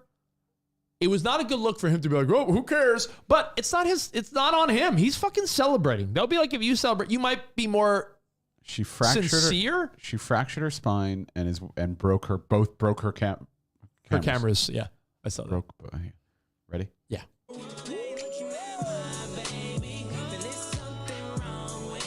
He just walks away. He says something like "whoa" or something like that. Like "aye." He says something. But Matthew Stafford's I drunk mean- at a celebration. He's probably thinking, what am I going to jump off the stage and help Yeah, her? 'cause and look there's at- probably people below that are helping her. Hold on. Like, There's all different angles to this clip No, too. I don't. I'm not defending the situation, but look at the height of that stage. Was he supposed to launch off? But he showed zero concern. Did show zero. He concern. almost like laughed, like you said, like Kermit sipping tea. Like he was like, "Oh snap! Oh, look at it! Oh." That's his wife being like, "Oh my god!" Well, like that's a normal reaction. His reaction is like, "Yo, Keep in mind, I didn't see anything." She went to help. It's not on him. She went to help. She's crouching It's down. Not on him. It's just it is what it is. To make It looks sure bad. everyone around him's okay, but it does look bad. He was probably wasted. He was probably in his party mode. Aaron Donald's on buses. Flexing. They're all fired up. Sean McVay's like, yeah, we're gonna run it back. Spot would have helped no matter how drunk he was. I know, Spot. They're all fucked up and they're celebrating, and a photographer falls off a platform. Matthew Stafford, bad look that was his natural reaction, but not on him. Something could be not on you, but also a bad look. For the sake of conversation. Yeah, it's bad luck. What if it was OBJ? What kind of reaction would he get from the public? I think same one. You think so? Yeah, I mean, you're making this a racial thing? No, I'm just saying he's not as likable as a Matt Stafford. Maybe so.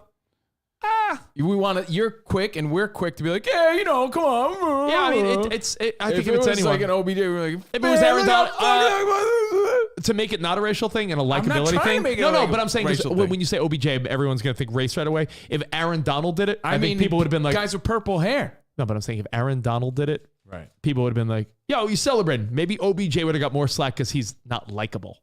Yes. Okay. Again, bad optics. Not for being drunk. They're all drunk. Bad optics for seeing someone get hurt and be like, oh, it's like he was watching fucking ridiculousness and was just laughing. And by the way, again, like this clip was kind of tough to see. If you see the other ones, you see his reaction is almost like, yeah, he walks away. It's only a bad look, to be honest, because someone's always watching. So and you're in public and you're a celebrity, you're an athlete. He's like, well, that was a buzzkill. I agree, Brett. Joe Burrow would have helped her. I agree, John. Joe Burrow's in traction now. What is she saying? Is she saying like, I'm okay? She's like, not blaming Matt Stafford. Of course she's not, but I mean, it's not his fault. There's a GoFundMe to help her with her medical bills. You don't know what Matt Stafford should do as a kind gesture? Pay her medical bills. Pay her medical bills big. Yeah, just out of the kindness of my heart. You were there celebrating with us. Yeah, I'm sure he just got Rams, a bonus. Yo, we as the Rams, like Matthew Stafford and some of her friends. He should. It would be good. It would be a good look. That would be better optics. Yeah, that would. Yeah. Even though he had nothing to do with it. And look, they've already raised how much for her spot? They raised $27,000. I think she's going to be all right. I'm not saying her back. Dude. I'm saying no one wants to break their fucking back. But the reality is, so thank you, Chris. If she did get hurt, they're helping her. Yeah, already. Chris Benson sent that story. It went viral. It's all over the place. Thank you, Chris. No one's giving him shit, are they? I've seen people like I saw a couple people. Yeah, they're giving him shit. They're giving him shit. Like trolls on the internet or anyone on like sports radio and TV. Because anyone being like, have you seen this? Mostly, I'm just reading Trolls? feedback from other people. It was not trolls. Who It's is a it then? weird reaction. It is. You see someone fall. We'd have the same reaction, by the way. I don't think I would turn my back. Like, I don't know if you didn't turn see your back, that. but you might be like, oh shit. Like, I don't know. Maybe. I don't know. if you were drunk, So you're thinking right mind right now. If Steve Covino just won the Super don't Bowl know. and you guzzled a bottle of it's tequila, instinct, bro. If someone fucking fell right in front of you, see, his wife had an instinct. Yeah. It's not like she thought about it. She had an instinct. His instinct was to turn the opposite way. Well, I mean, people. That's what's weird about people it. constly get tackled around him. So Yeah, he's maybe used to it. he's just Yeah. used to people falling around him. Like I said, I don't think it's not his fault by any means. It just doesn't look. It's as simple as that. Doesn't look good. It's Jason said, pay her medical bills. Nah, let the Rams pay her bills. It's not his fault that she was near him when she fell. If I and fell- does he have to pay for his reaction? Is he paying for his bad reaction? Yes. If I fell, that's the only person at fault here is this woman for not paying attention to her surroundings. Listen, it's a sad story. The fact that she posted like, I'm in the hospital and I'm okay and I'll recover and here's my GoFundMe. traction. It sucks, man. Like you say break spine, you immediately think like paralyzed. Is it like broke something where she's had surgery and she's going to recover? She probably has a fracture, like a spinal fracture. Which Someone heals. recently And again, Matt Stafford, pretty likable guy. So he's not going to get as much flack as someone who's not as likable. And Covino, it's Broke my very back. understood that at these type of things, all these guys are drunk, but rightfully so. They earned it. Like as Tom Brady even tweeted out, like, yo, drink some water, Stafford. Like it's known. It's a celebration, which by the way, had what they consider a very bad turnout. Yeah, I saw that. The Rams, congratulations. they're a powerhouse team. You know, their defense stepped up when they needed to. They want to run it back. But the reality is they don't really have a lot of fans. You know, that's what do you expect on a Wednesday in LA? They spot in any other city. Any other city, New York, when New York team wins, shut down. If the Lakers won, shut down. If the Dodgers win, people find their way there for spot. a parade. If it was the Dodgers or Lakers, you think it would have the same turnout? To answer your question, no way on earth. If it was the Lakers and Dodgers, downtown would be shut down. It's the Rams. 40 people show up. Shout out to Buzz in Chicago, who sent me a story this morning.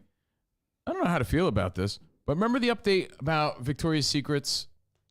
Victoria's Secret. I call it Victoria's It's Secret. a secret. She got more than one. No, she only has one secret, and it's her vajayjay. She's got lots. Unless of she has two vajayjays, lots. There's only one of them. Victoria's Secrets. Lots of secrets. Her secret is her vajayjay. That's one of your. That's one of your Griffin Griffith things, isn't it? I don't give a diddly shit.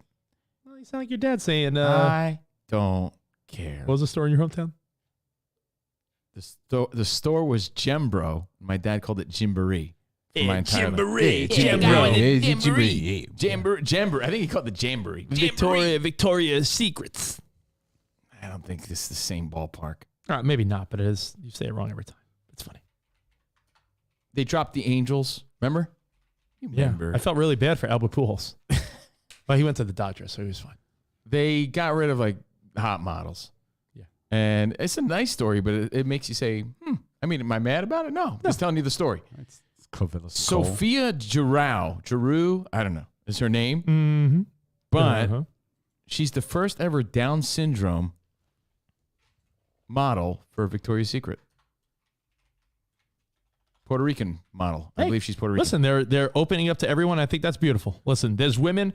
Here's the thing. I'm just giving you the update. There's women It's of in the all. news. There's women of all shapes and sizes. Yes, there are. So you have to market and understand that not everyone's a model, but at the same time, you don't need to be like, hey, good-looking people are the devil. I think there's room for both. There's room for, hey, there's beautiful women of all shapes and sizes, but let's not make it seem like if you're gorgeous, that's a negative thing. Giroux joined 17 other women in the company's new underwear line and campaign, the Love Cloud Collection.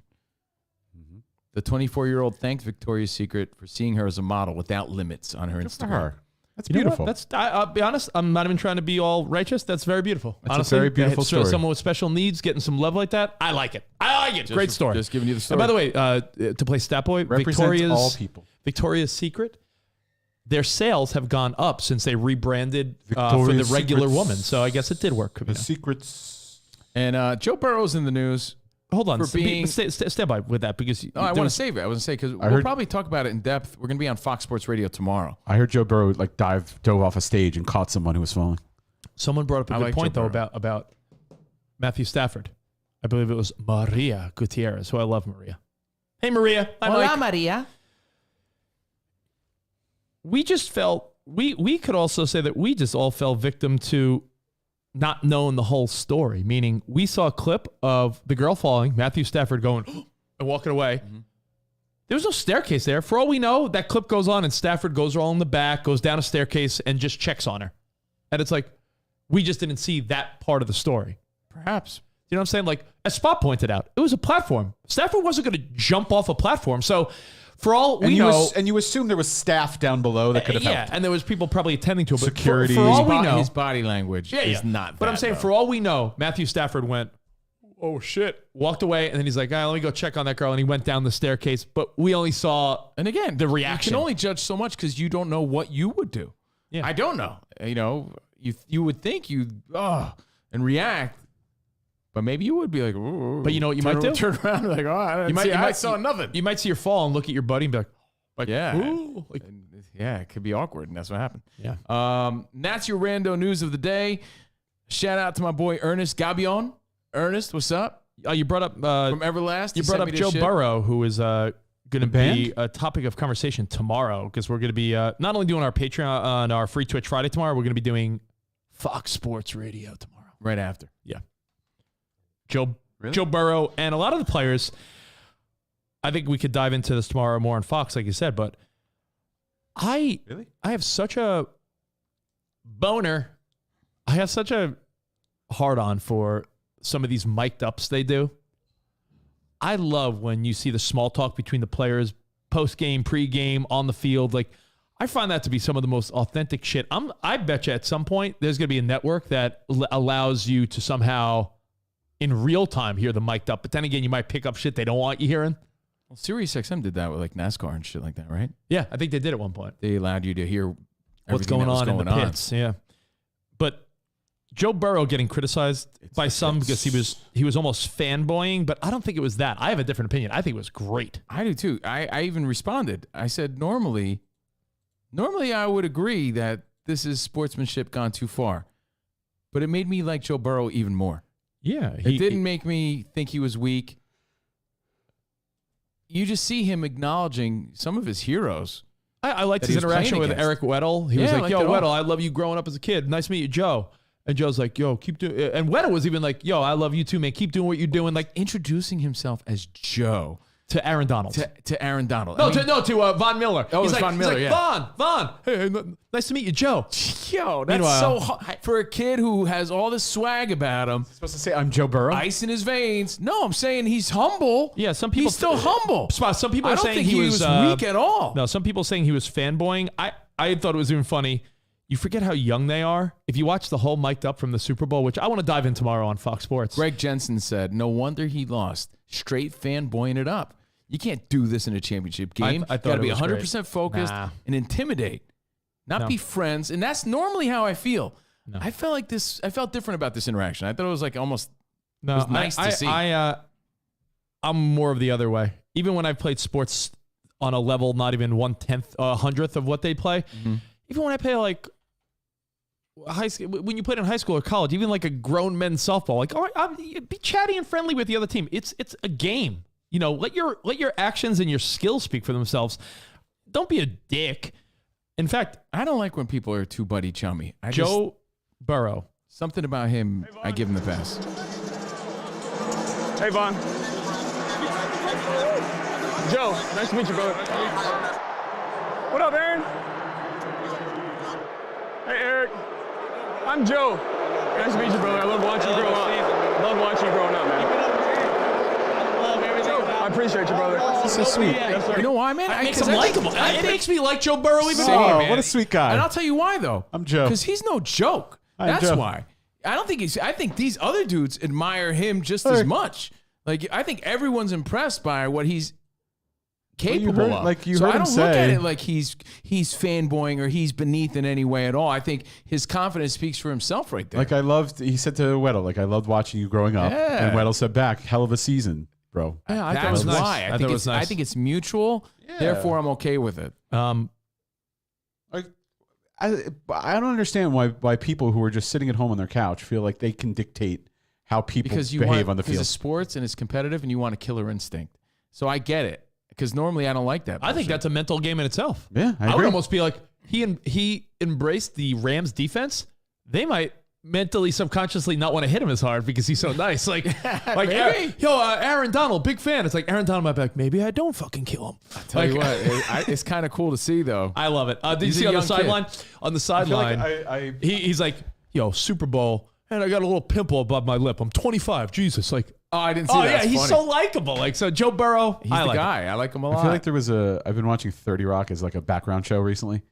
And there was an episode where you say to like someone you don't like, you say like, nice to see you. And those like 4 words will just fuck with their mind. And they'll be like, why is he saying nice to see me? I don't like him. What's going on? All right. What's he up to? Well, and then that just mind like games? throws off. Yeah, it throws off your whole thing. I like it. So maybe that's what he was doing. We'll discuss this. They know who he is. In more depth tomorrow. Fox Sports Radio right after Free Twitch Friday. Give everyone a quick update. So tomorrow we're going to do Free Twitch Friday early in the morning. Can you give everyone, including me, a quick update? Because this is the first I'm hearing of it. Oh yeah, Spot. Are you coming by? You coming? What's the timing of it? So tomorrow we're doing Free Twitch Friday. From what do we do? Usually roughly an hour and a half, 2 hours on Friday. So we'll do that at 9 a.m. Pacific. Okay. And then noon to 3, we're on for Doug Gottlieb on Fox Sports Radio. Okay. So Free Twitch Friday, for Gottlieb. Since we're telling you, Spot, it looks like we're going to be on next Thursday, too. Yeah, next Thursday. We're filling Dan in Patrick. way early, That's Spot. called notice. For Dan Patrick. Spot, way early. They want us to fill in for Dan Patrick. A day ahead of time's a little cutting it close. By the way, that's I'm like Covino when it comes to like work. Yeah. I like to know a little bit in advance. Let me tell you though. I can't just walk into work. We were told by Absolutely. our Fox Sports radio boss, when we fill in for Dan Patrick next week, You better bring the heat. no, that he's like, that might be the biggest terrestrial audience you've ever had as far as syndication goes. That No Dan pressure. Patrick's on like 500 plus radio stations. People so are going to expect heat. You better be so ready to bring it. I got to mentally prepare. I'm And gonna bring the high heat like Mad Dog. I never mentally prepare. Good morning, everybody. I never try to mentally over prepare because then you mind fuck yourself. But next Thursday is a pretty cool. Don't change a thing. No, I'm saying next Thursday will be a pretty cool And it's so early. moment for us because 6 to 9 a.m. Eastern, but we're filling in for Dan Patrick, who has a fucking monster audience. So time we you gonna get up? gotta deliver. Then we'll be on Patreon right after that. Yeah, so yeah, it's gonna be fucking wild. So That's next Thursday. So tomorrow, Free Twitch Friday, and then Fox Sports Radio. We'll talk more about Joe Burrow and sportsmanship. All right, cool. And all You know that what? other shit. I have a great show question. One of our listeners, Tom, asked for tomorrow. Spot wanted to talk about brain exercises, and I have an old guy. Write that down, brain No, I do, exercise. and I have an old guy thought because it's like I want to talk about our version. I want to talk about our generation's versions of old guy moments. So we'll get to that all on tomorrow's Covino Rich show. One last thought before we get out of here. We're running late already, but The doctor's appointment. Hurry up. just think about this today. Maybe we'll talk about it tomorrow. It's really just morbid and sad, but the autopsy showed that Bob Saget died of a blow to the head and brain bleeding. And the autopsy showed what they didn't originally see, which was a huge bruise on the head, which then they said resulted in skull fractures. And the only thing they could think of is Bob Saget like jumped or sat down so fast on the bed that he slammed his head back against the headboard in the hotel and just happened to hit himself in just the worst possible place or something that caused him to die. Like a freak accident. But they're saying the head trauma with the skull fracture, how hard he hit his head on the headboard is what they're assuming happened, headboard. With the same force as getting hit in the head with a baseball bat or falling 30 feet. It's insane. Which makes me wonder, like, I'm being serious. Which creates a fishy sort of scenario. And I said, like, what? And they have surveillance that he walked into the room by himself. It wasn't someone hitting him. But they said if it happened before he got to the hotel, he wouldn't have been able to drive the hour or so from the comedy club. So they said it had to happen in the hotel. But there's speculation because how do you hit your head that hard? Listen, I'm not going to lie. I've done this in my own house where you sit down too fast on your bed and you go back and you overestimate and you bump your head on the headboard or the wall or something, right?